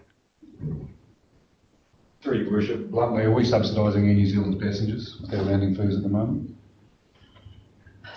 I think most airports in the country are possibly sitting on the edge of that. I would say it's probably a fairly close call. I'd say it's a fairly close call at this stage. Next question, me. Company mission statement striking a balance between investing in capital, maintain and improve our assets and producing long-term profitable operational results. If there's a trade-off there, it would suggest to me that we're overcapitalised and we've got more capital than our cash flow can express support. I think what's happened is they haven't been reviewed for some time. So I think pre-COVID was the last time they were reviewed with Air New Zealand. So potentially we are a wee bit lower than we should be. So that's why we're looking for a good consult. Gut feelings of how they need to be. I do, but I think that could be a bit commercially sensitive. Yes. Taxpayer on the airline and a ratepayer on the airport. Yeah, still. Yeah. Paul. Through Chair. Thanks, Marie-Louise. The mine is very superficial. When we talked last about that, we need to get rid of that silly name.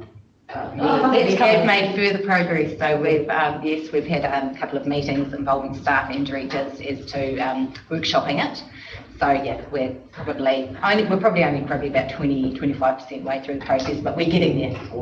I know, sorry. The changes are coming. Exactly, they are. Good positive stuff. Brilliant. Is there anything else for Marie-Louise, please? I see the tank has removed himself from the table, so there's no risk of conflict. So thank you very much for that, and thank you for being here for the statement of intent. Thanks, Stephen. So the resolution is that the report be received and that council approve the Destination Western Limited 2025 to 2028 statement of intent as presented. Or, sorry, do I have a mover and a seconder, please? Councillor Glegg, Councillor Burden, thank you very much. All in favour? Against? Carried. Thank you very much. Thanks, Marie-Louise. Very thankful for that. And thank you, Stephen, for being here today and for your services as independent chair. It's been greatly appreciated having your direction and oversight on these.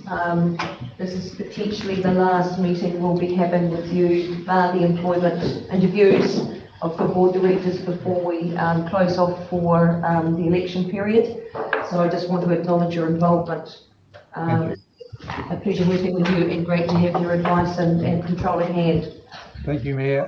Could I also just note that the statements of intent were received by council within the statutory timeframe? Yes. And this meeting is, this discussion has been, I think, scheduled a little bit later than usual, which may create the impression that the SOIs were late, but they were not. They were delivered on time. Thank you. No, thank you, Stephen, for clarifying that, because that is a valid point too, valid comment. So thank you. And thank you very much. Thank you. Right, so now we move on to presentations, and Carl, oh, sorry, I couldn't see him down the back. Carl, if you could come forward, please, with the transportation update. You've got a bit to get through. We are on a time. You've got 15 minutes. Yeah, sorry. While I connect in and bring the presentation up, while we're chatting, I'll take the report as read. It's just a cover of what is in the slideshow.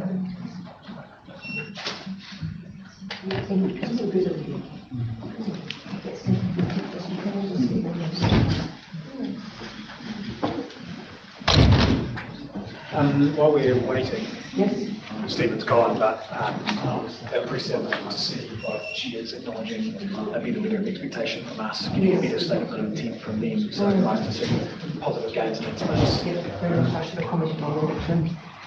But yes, it's absolutely bang on. Incremental steps in the right direction are great outcomes. Please.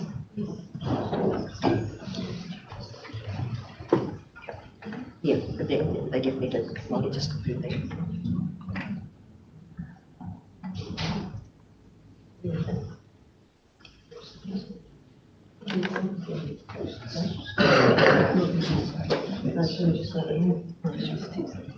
Oh, was she? You still have Yeah, it was in my Unfortunately, Christian is a big statement. Asking me some questions over here, and I'm trying to think of an answer.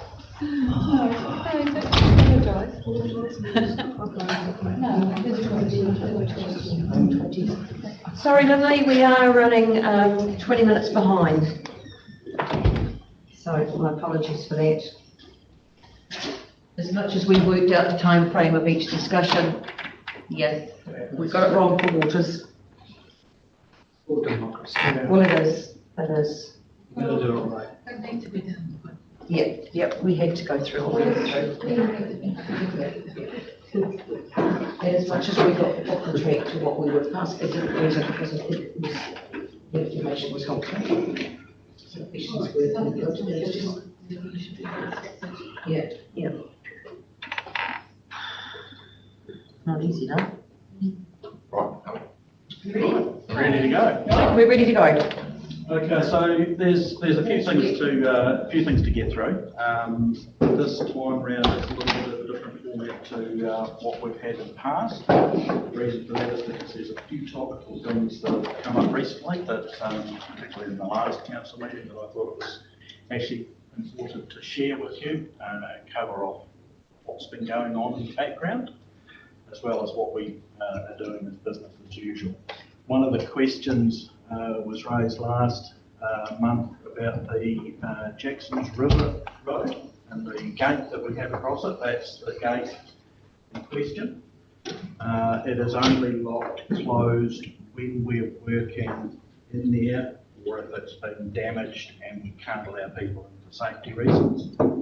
Otherwise, it's locked in open position. Local emergency services, property owners have keys, dog have keys, contractors have keys for it. So we've made them reasonably well available. It's just the general public that we try and keep out. We found that when it was closed, too many people were going through past the road closed signs and taking risks that just weren't acceptable for us. So we've established that gate there. It's been very good. So what we'll be going over today is a tool that we've had for a couple of years. It's just been made aware of to CEs and mayors fairly recently. It's our Transport Insights tool. So it provides an overview of where we sit performance-wise as a roading authority, and that it looks at a whole raft of different metrics that are measured. We'll go into that. What is REACH, Road Efficiency Group, so referred to as the green and line, and how we're actually we've got a lot of ministerial requirements for reporting, relatively new with this present government, and so that's caused us some extra work to get through, extra challenges, and just finishing off with what we're planning for.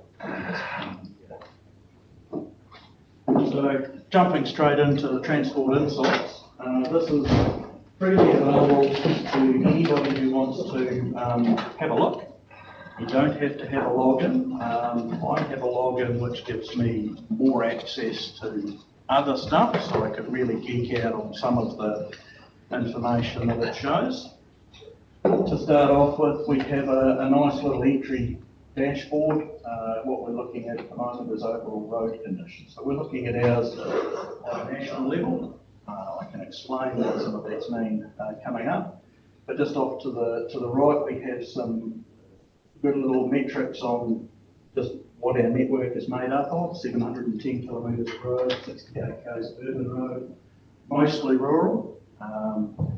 We've got a reasonable amount of sealed network. It's sort of close to 50-50.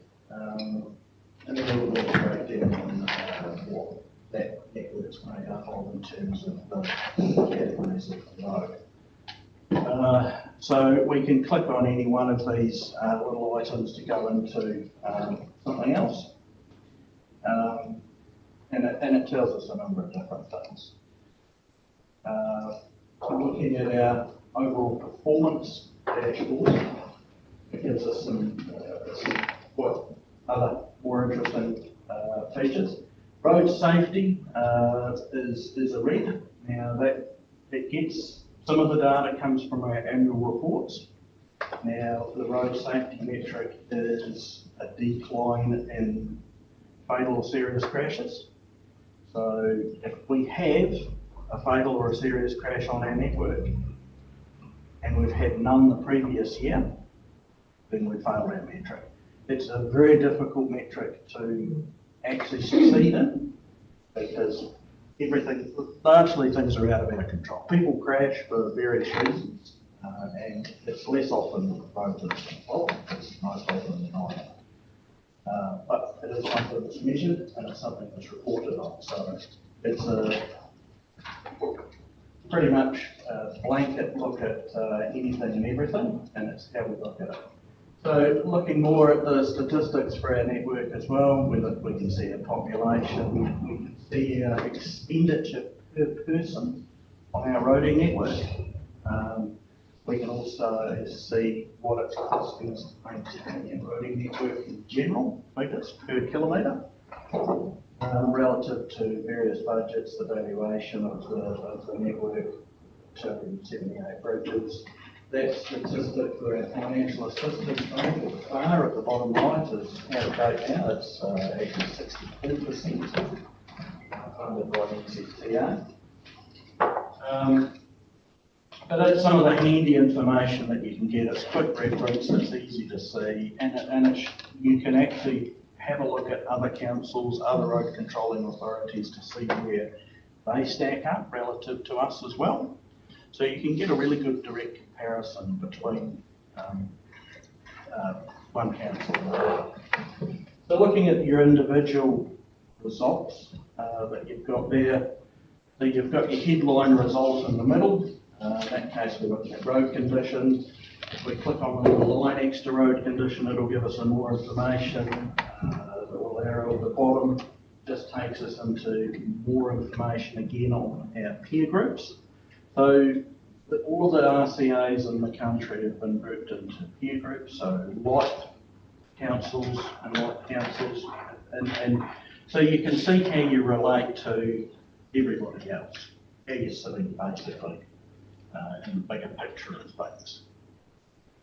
So the colour is fairly self-explanatory. It's green, it was an increasing trend. What we see here is a plus or minus 1% increase or decrease. What that tells us is that things are actually not doing too bad. They're not deteriorating at a great rate.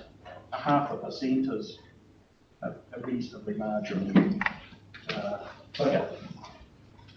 Going on to the next side of things, we can look at the amenity of sealed roads. Now, that is looking at the percentage of vehicles travelled on what they class as a smooth road. So where your roughness of the road is classed as smooth, there's a certain criteria for that. So in our case, we're sitting at about 92% of all vehicle kilometres travelled on smooth roads. Look at the grey is the range nationally. So we're well within the range. We're actually above our peer group, which is that dark line. The next graphic there is road roughness.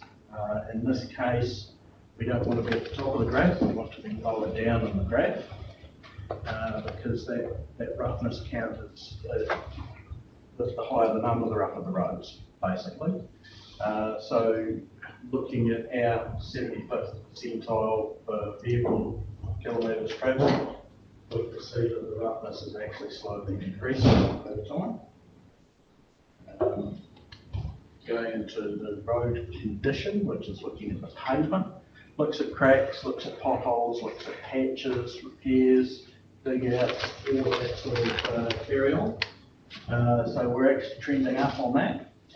We're pretty close to our peer group, but we're sitting about in the middle of the national averages.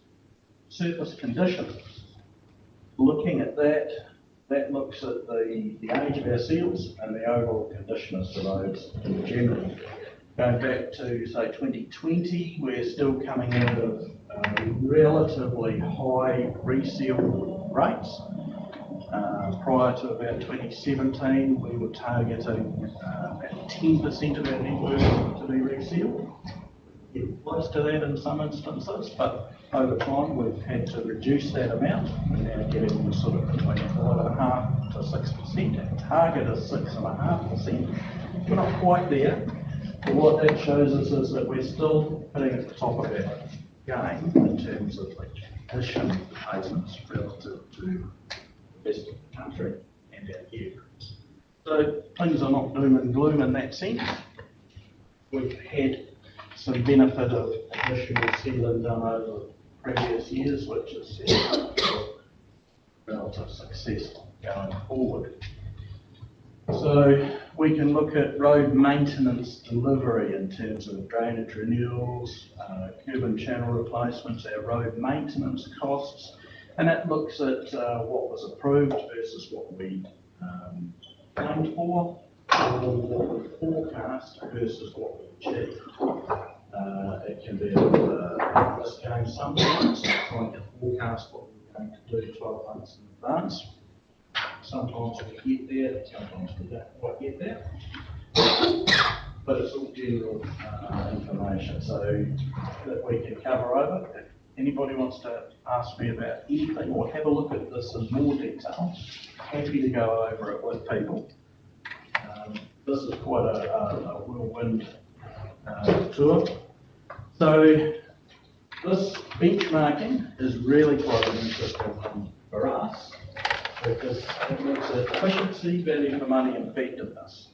And when we look at where we're graded relative to our peer groups, we're actually doing really well in terms of value for money and effectiveness.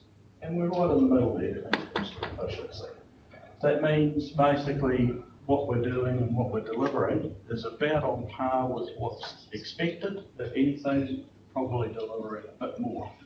And you can use that to reference back to what it's costing us per kilometre or per customer on the network.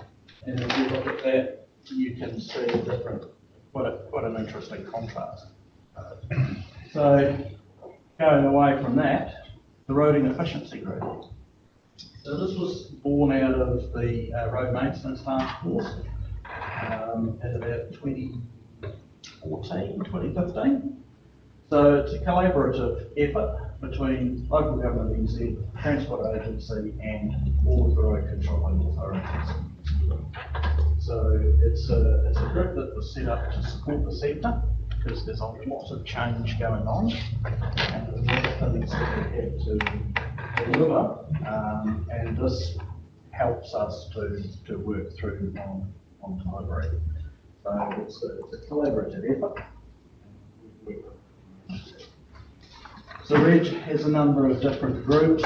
It's got the governance and leadership group, which looks at sector excellence. There's an excellence program where they can come in at no cost, review everything that we do, and give us an assessment or some pointers on what we can do better or what we're doing really well. Evidence and insights looks more at they have developed the Transport Insights portal, which we looked at just before. They're also operating the new program called a consistent condition data collection project. NZTA is funding that, so there's a savings on us, and that's a survey van that goes around every year with a laser survey and picks up all of the condition data on our networks. It doesn't do 100% of the network every year, but it does basically covers 100% every 2 years. So that keeps us in line with our funding agreement. We have to have survey data of our network as a but that's now also subsidised 100% by NZTA. So we have a strategic delivery group. So they help us to identify how we fund our roading network in terms of trying to set the right level of funding for the right type of roads and the right type of networks. That's what's called the differential levels of service. And there's a raft of other projects that they're working on. Now, regional champions, this is where I come into play. The regional champions support the local regions. I am the local regional champion for the top of the south and the west coast. So the area that I cover is us, Grey, Buller, Nelson, Tasman and Marlborough. So I provide support. We actually have regular meetings throughout the year, and I can provide them support and advice and guidance on what changes are going forward. The champions actually meet periodically throughout the year as well around the country. There are a number of us, but we support the industry and help everybody come to terms with the challenges that are going on and provide that level of guidance. Next topic, ministerial requirements. So along with the road cone hotline that is monitored now by WorkSafe, which we've had one request for, which was not even our network, but that's fine. There are ministerial directives that have come out. So we've got to track our temporary traffic management costs against all of our roading contracts. We've got to look at the number of potholes per quarter. Basically, we've got to count them, and we've got to track how well we're doing in filling them, how fast we're filling them. There are guidelines, so the state highway network, their requirements, and it's a ministerial requirement, they've got to have 90% of their potholes filled within 24 hours. It's fairly tight, pretty unreasonable really, but it's not at that level for us yet, but we still have to track them. We have to report now on how we're working to reduce temporary traffic management expenditure. Now, I've talked about this in the past. There's been a number of changes in traffic management over the years, in particular a large change with the move from what was called the original Code of Practice for Temporary Traffic Management to the New Zealand Guide for Temporary Traffic Management. It's gone from a prescriptive Code of Practice to a risk-based Code of Practice. So there's less for us to do, aside from helping the industry come to terms with it. So there's less risk on our part, which is a good thing. But that's something else that we have to work on. So the ministerial requirements for the state highways, they are required to target 9% of their networks for resurfacing annually.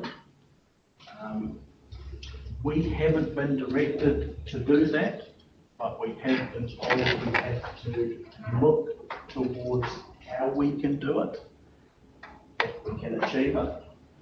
That's quite a dangerous precedent because, as I showed before, high condition of the network coming out of 9 and 10% resurfacing. And the network's really good, but it's the affordability. We'll probably actually end up doing more work than what we really need to do, and that's where we've got to find that balance. So 9% is probably a bit unreasonable, but we're watching this space to see what comes out. We've also got to look to how we can work towards a 2% pavement rehabilitation target. 2% of our network are reconstructed on an annual basis. Whether that's affordable or not, I don't know. We presently don't do that, but our network's in quite good condition when you look at the overall picture. We do some rehabilitation works where we absolutely need to, but we're not getting anywhere near 2%. Just an example. Do the pavements normally last 50 years then? The pavements last pretty well, yeah. 50 years? No pavement's going to last 50 years. Then it probably need to be higher than that. Well, that's what they reckon, but it's subject to the amount of traffic on it as well. So higher amount of traffic, higher loading will deteriorate your pavement quicker. We're somewhat blessed in that we have lower traffic on our roads, so it causes less deterioration of the pavement underlying. So you don't have to walk on it, you must. Well, yeah, if you don't use it, it grows moss. Yeah. Remember, we've got 700, to the chair, 700 kilometres plus of network, so you're looking at 14 kilometres of rehabilitation, that's a lot. Yeah. That's a lot of rehabilitation to do. Mm-hmm. So just the little table at the bottom is just an example of what we now are required to report, and that's just potholes. So all of the potholes that the contractors identify and the works that they do, we've got to report on that, and we've also got to identify roughly what time frame this pothole's fixed in from so it's not a target for us at the moment to have them all fixed within a certain time frame, but we don't know what the minister may reply. Sorry, Carl, we're going to need to push through because the time frame for other folk is going to go. Can I just say something about, footpaths? Carl has been working with Earl, we've been talking about footpaths and how we can improve feedback on footpaths. And Earl made a really good point about the fact that, you know, if people see something on the footpath that, because I was really concerned about hearing about people tripping on the footpaths. If people have concerns about the footpaths, do the, what's it called? Stand, snap and solve, and then we can actually see, and Carl has an opportunity then to actually do something about it. Because I am concerned, if people are making statements that, you know, they're not right, well, let us know and we'll try and fix them. And that's sort of the commitment we should be making. Sorry, I didn't need to jump on your one, Jane, I was just thinking about it, you know. No, that's all right. And just finishing off with what we're planning on this year. So we're targeting 17.4 kilometres of reseals this year. That's just been out with the contractors, pricing it up and doing the seal designs. I don't have the figures yet, but I'll give you those next week. We're working on repainting the Arrowwater Bridge. That's on our special purpose road. We're just looking at what we can do to improve our reporting. At the moment, we're just getting information through on a weekly basis from our contractors on what they're targeting to do the following week, and we're putting that onto our website and social media. We are looking at how we can improve on that, make it better, a little more. Now, as of the 1st of September, any contractor working on a state highway has to work under the new guide for temporary traffic management. As part of that, we're also working towards that. There's no point running two different systems. Contractors and other contractors and how best to work through that. We're just looking at setting up the network inspections for our footpaths, just so that we can do another estimating on them. I do have a graphic that I haven't got in this presentation that I can share with you later on. But covers off the condition of the last survey, so I hope it'll improve from there. We've got the Kakatotai Bridge set for replacement. The replacement bridge will be ready to go. It's just got to be installed and assembled on the site. Is that on the 1st of September? I know where you're going with that. And we're also looking at our options for Burkhardt Creek on the south bank of Waitaha and the Rocky Creek on Totara Valley Road, both images there. So the lower volume roads, we're less likely to actually look at replacing those with bridges. We're just looking at what the options are there. We've already put a set of pipes and a splash board on the South Bank Waitaha Road for one of the solutions that we did a couple of years ago, and it's performing quite well. And so we might be doing the same thing for Burkhardt and Rocky Creek. Just a quick question through the chair. Yep. Just think I didn't get the opportunity to ask the question at the last question. The Jackson River Bridge, you think it's locked, sorry, the gate is locked. Yep. So but you then said it was closed. Yeah. Is it closed or locked? It's when the road's fine, the gate is locked in the open position. Yes. We lock it in the open position so nobody can be mischievous, close it to do whatever. Yeah. When we've got contractors working in there, if they, and this is down to traffic management practice as well. Yeah. It's not a big area for getting people through. Yeah. It's a lot easier to close a road and do the work on it, and then reopen it once you finish it. Or the level of service that we've reinstated the road to is a lower level of service than what it was built to originally. Yeah. So we've had to accept the fact that at some points in time, that road's going to get washed out again. Yeah. And it may be closed for a period of time. We don't know how long. Closed or locked? Closed. Well, we would have to lock the gate at that point. And that is to protect the public interest. Protect them out of an area where there's a lot of those. There's no road there. Yeah, got it now. You can't do it. Oh, yeah. Thank you. True. So, closing line. through your worship, on Jackson River Road, that gate could also be a good tool for us to control home fees.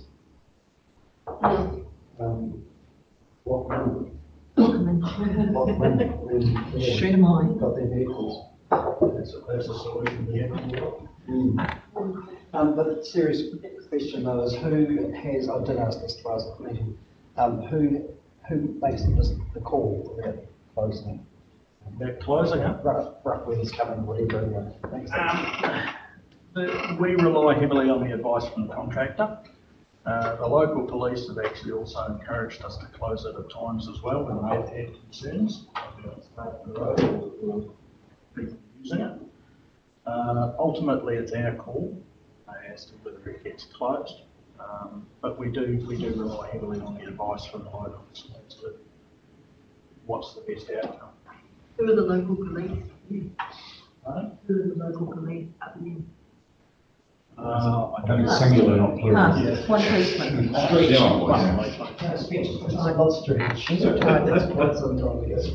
Councillor Glee, I'll take that as the last question from the report. These redeals of rehab work that's been proposed, is that just consultation and is there an indication how it will be funded? Well, that's interesting. Yeah, like 9% and 2%. At this stage, it's just an indication that we should be looking down that road, which NZTA have to. Other RCOs are being encouraged to do, but it's not mandatory at this stage. So we have to report on what progress we're making towards it or what we're actually doing about it.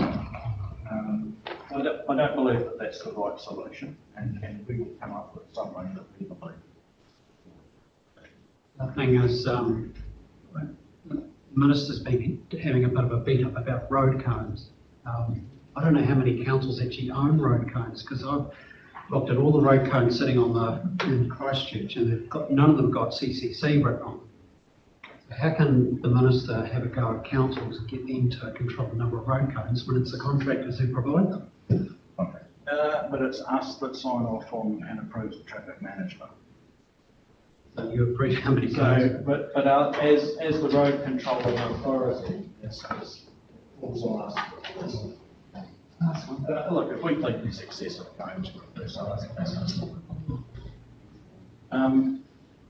Lastly, just a couple of links there if you wanted to get a bit more information on Reg and the transport insights. I encourage you to have a look at that link.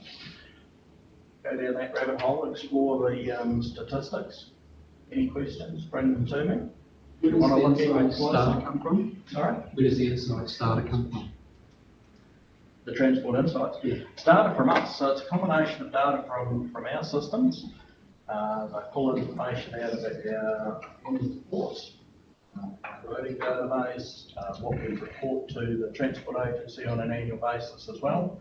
So it's crash analysis, information release, a whole raft of information that comes through, and it's very, very useful. Government funding. Good report, Carl. Good report, mate. Thanks, Carl. And that site that he just referred to, it is really, I got onto it, was at Local Government Conference, and it's actually an easy thing to navigate around, and you can dig in, you're not going to go anywhere and get yourself in stripe, but it's really interesting information you can get, so. This is the last one. This is the last, right. The real last one. It's awesome. I was approached, Carl, by a businessman concerned that talking to the contractor, I think, that the asphalt in World Street in Rebel in Tangley Street would be redone. So seeing he got some asphalt works for Tangley and World Streets. Tell me we're not redoing that asphalt. There are some, where we're looking at this stage in Weld Street, primarily that's all our offices here, from the railway lines to the clock tower. Oh, yeah, So there'll be a strip through there that we're looking at. There is also some quite bad asphalt between, between Weld Street and, Hamilton Street. Sorry. Yeah. On Tancred Street.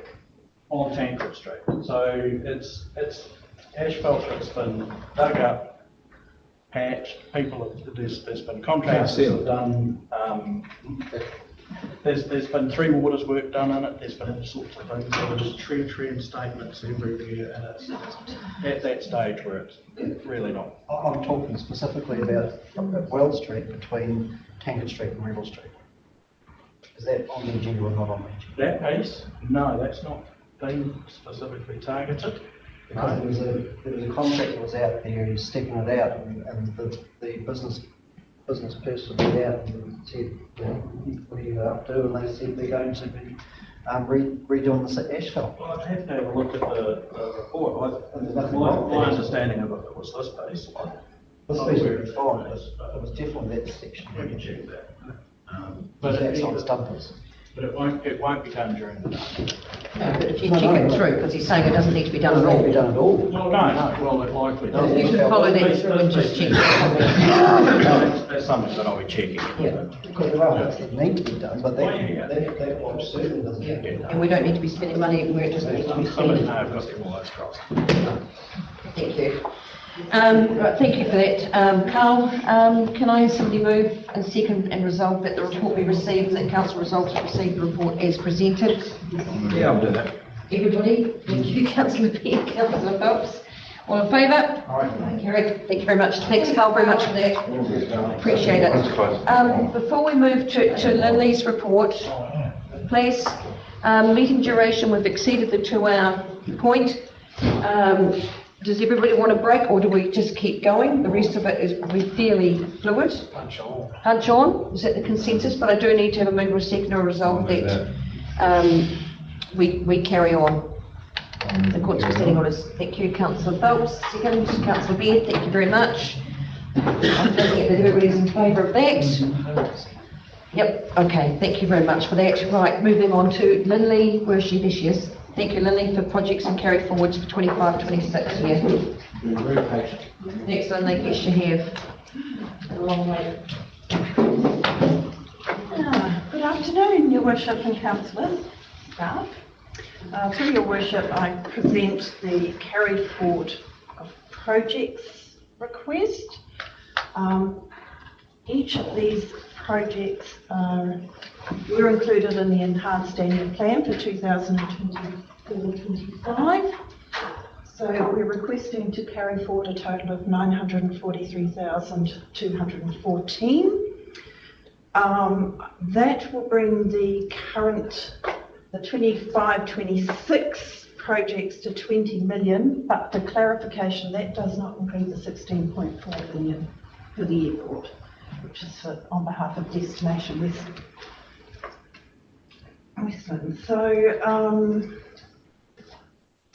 on that note, through Your Worship, I'll take any questions. Thank you. Councillor Casson. I'll start at the bottom because that's how I operate. The one line in red. Can we get some clarification on? Yes. So if you have a look at the note at the bottom, when the LTP is prepared, we also have to look at what our forecast position is going to be at the end of the previous year. So at the end of 24-25, we have to estimate. So we did carry forward a lot of the projects that we knew were not going to be completed at that time. This particular project, we actually spent this much more. So I've reduced it from the project plan for 25-26. Can someone refresh me on the new developments at Cass Square, $49,500? Does anyone got the quantum for what that's for? I do not actually have that, but I'm aware that there are plans afoot for that, and perhaps if I could refer that question to Earl. As far as I'm aware, there is the half court, netball court, there's some other basketball court. Basketball court, sorry, and there's some footpath the track improvement could get done as well. Okay. So for the basketball court, then is that, because I thought they were funding it, so we've committed funds to it. So you're saying we've committed funds to it as well? Sorry, I'd actually have to check that. but Yes, that's what I because thought. I believe they were fundraising. I think they were funding that, yeah. Any further questions, please? Not specific to this report, but is there any reason we haven't got a financial report for this meeting? Don't normally provide a financial report for July, mainly because for the July period, we'll have the report next, which will give you feedback. Because Lily and the team did do quite a bit of work, but it's still moving. We're making nonsense to bring it to the table, so we'll do the full final next. Any further questions for Lily, please? No. We'll wait on it. If I can please have a mover and a second so that we may resolve that the report be received, that council approve the carry forward of funds for the projects itemised in Appendix 1 to the financial year of 2025 to 2026, and that council approve the future allocation of funds for those specific purposes. Move into seconder, please. Councillor Davidson, thank you very much. Councillor Beard, thank you very much. All in favour? Against? Carried, thank you. Thanks, Lily, very much for that, and as I said before, for your patience and waiting there. Right, now we move over to the Chief Executive for the credit card limit increase report, followed by the credit card one. I'm perfectly happy for people to say I told you so, to those people that put it up. Unfortunately, it's just been the sequence of events that we have needed the credit card that was up to the $10,000 limit to pay the technology, etc. And because we didn't have that, we did a bit of a juggle, but we still couldn't manage it. My preference is that we increase the $10,000 for a period. And look, I'm quite happy if we say probably a 6-month period, and then we'll revert it back. It doesn't need to be 10, it's just trying to get it through this transition period. So I'm quite happy if folk want me to do that. And that then I can use it to pay those accounts that are over the $5,000 limit if they come through. The only other thing I would raise with folk is that I do intend that my credit card expenditure will be public and will be made available on a quarterly basis. I actually think that's what you should do with credit cards for business use, particularly the senior people. I've always done it before, so I think it's just a good practice. I will have a look at the expenditure for if there's any sensitive commercial stuff, if I'm doing invoicing and stuff. I might not put that up publicly, but it'll be available to the council should they wish it. The second paper, which is for the Chief Financial Officer, of which we have had one sign up, I just think it's good practice that you need 2 credit cards in a business such as this, and you didn't have that previously. So he will have the $10,000 limit will go to him. And that will hold his, yes, it's a he, thank you. That will go to him to hold as mine comes down, and he'll be doing the purchases that would have previously been held on the other. And that role held the same amount? Yes, previously, and we'll do exactly the same transactions. Thank you. Any questions? Seems you're welcomed, and I told you so. I told Thank you so. you. Can we just leave yours at 10K so we don't have to have a report to come back to council for such an administrative thing going forward? I'm happy with either preference. I think it's silly to drop it to 10 to 5 again to then probably come back next time something happens. I'm happy to work. I think it's a Tahitian prince I have. Take it with you. 10K on a credit card's not enough to run away on. You know, real. With the other delegation, Okay. yeah, it's dropping. Sorry, Councillor Beard. Sorry, for your worship, just quickly, so that publication of expenditure, that's new? We haven't done that before, have we? Not probably in the way that I'd like to do it. I think it's come to council. I'd like to have it up on our web. I understood it came to council. I just figured it'd be a given, so, yeah. Yeah. Oh, okay, I'd rather put it up on the web. It's just a normal practice, so people can go and click on it and see it. Got nothing to hide. No, I think it's Oh, good. it's just Transparency. good to do, really. Yeah, just one final query is, on the policy, it says that the overall responsibility for this policy rests with the mayor, councillors and executive leadership team. That's the Yeah. sensitive expenditure policy. So what's our role in this as councillors in that policy? Just Well, I'm not sure what the original intent was for this, but we will be reviewing the policies as we're going forward. And one of the things we'll be doing is making a real clarity around definition about that type of thing. But I imagine that because I thought that this was circulated to council, I imagine that the oversight of it was that you saw it on a regular basis and people would do. But that hasn't occurred, then I'm not sure it's neatly intended. yeah, that's tied in with the reporting. We'll make that make sense, but just I can't understand. But good to know that it's going to be a lot clearer going forward. Any further questions for Barbara on either of those two matters? I'm happy No. to move them both together if it's possible. Potentially. So moved by councillor Phelps, second by councillor Bent. What's after the consequences? So we're going to cover two resolutions. One is the credit card limit increase, that the report be received that council approved to increase the credit card limit for the chief executive for business use from $5,000 to $10,000. That council direct staff to update the wording in the sensitive expenditure policy accordingly. That council direct staff to update the wording in the delegations manual accordingly. I'm going to take a show of hands for all in agreement on that one before I move to the next one. All in favour? Yep. Okay, carried unanimously. And moving on to the following one, which with the same mover and seconder, resolution is that the report be received that council approve the credit card for the chief financial officer for business use with a credit limit of $10,000. That council approve the updated wording in the sensitive expenditure policy to include the provision of a credit card for the chief financial officer. That council direct staff to update the wording in the delegations manual to include the provision of a credit card for the chief financial officer. Right, all in favour of that one too, please? Against?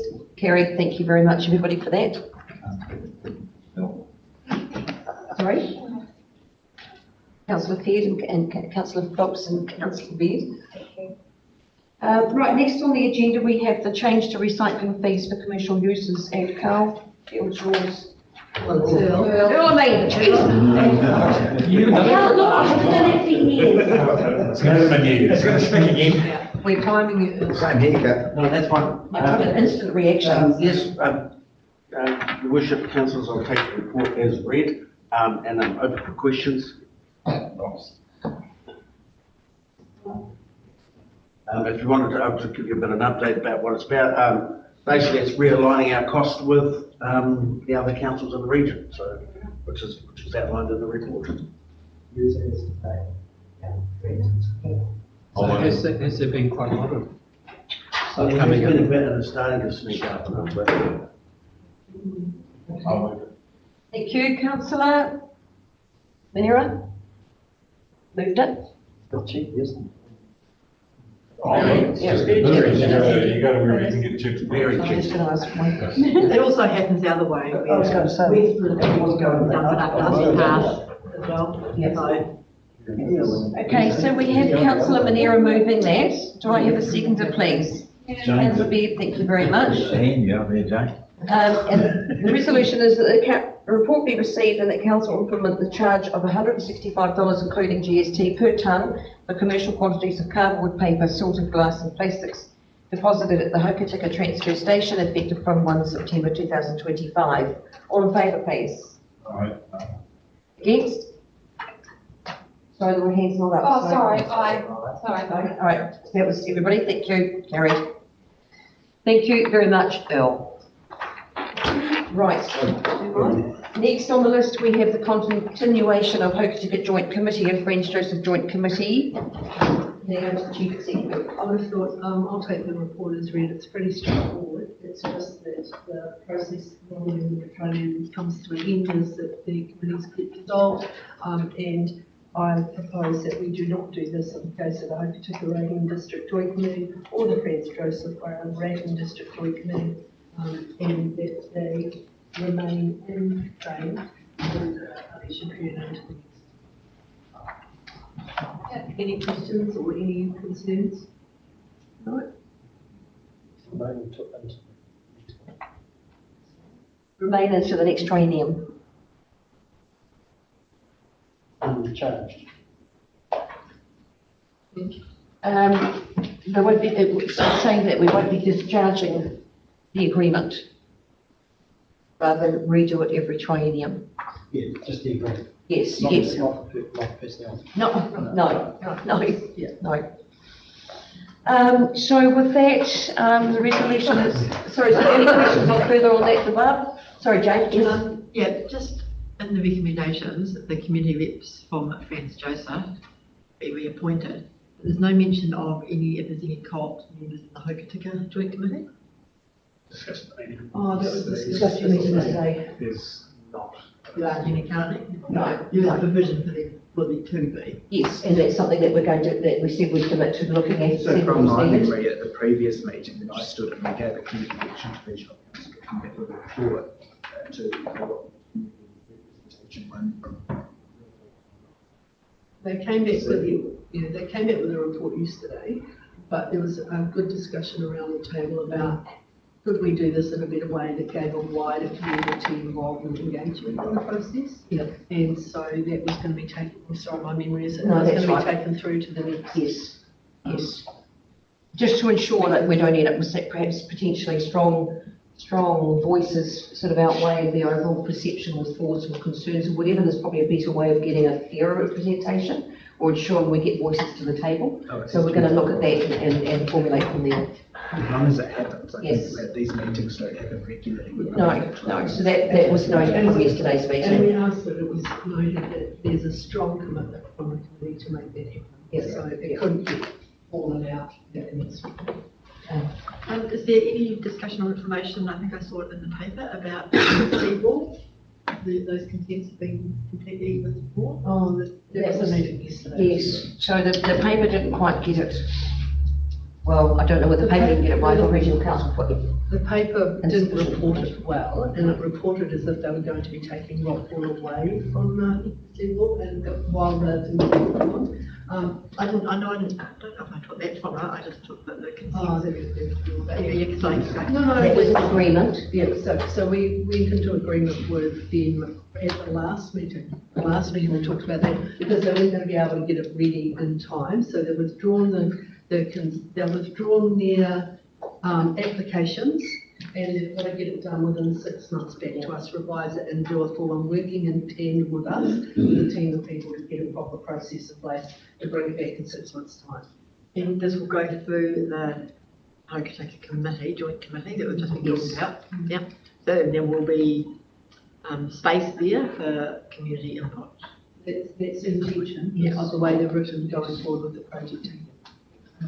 Thank you. Now just on that, the big concrete blocks that were bought for the Butlers. beach access, Brian? Yeah. They're still at Butlers? Yes. They're worth quite a lot of money. Yes. I believe. What's the plan for them? We're waiting for an appropriate project to come forward so we can utilise them on. They don't age, well, they age, but they don't rot. Deteriorate. Put an eyeball in them and use them to kick a marquee down or something like this. Right. So, yes, I mean, I think we had that discussion earlier about selling them or whether there was a market for them, and I think that the policy they've looked at. Through the chair, the issue you have is for someone else to purchase them to use somewhere else, they've got to transfer them. Yeah. You take them anywhere, it's $30,000-$40,000 worth of transport. So we've got them there, we'll find a project when it's appropriate and we'll do it. A long-term investment. Sorry, on that, access to the beach at the moment, is that, do we know, is it good? There's very good access points? Yes. Cool. Yep, very good access points. Right, if there's nothing further on that, I'll look for a mover to seconder, please, so that we can resolve that the report be received, that the Hokitika Rating District Joint Committee shall not be discharged on the coming into office of members of council elected or appointed at or following the next triennial general election, and that the Franz Joseph Waiau Rating District Joint Committee shall not be discharged on the coming into office of members of the council elected or appointed at or following the next triennial general election. Point 4, that the community representatives currently appointed to the Franz Joseph Rating District Joint Committee be reappointed to the committee following the 2025 triennial local election. I'd move to second, please. We've used general twice and then local. The two generals probably need to be scrubbed and called local because we're not a general election. I think we need to clear what we like. The next triennial local So the election. first two Yes. had general used, then it should be local, and the local used correctly. Thank you for that. That's correct. Trivial, but I just want to keep us all here for another minute. Well, we've So we get Chris yep. right, you know. Okay, noted and amended. Do I move to second, please? Councillor Collette, Councillor Burden, thank you very much. All in favour? Carried, thank you. Right, we are down to an administrative resolution. It's the last details of the meeting.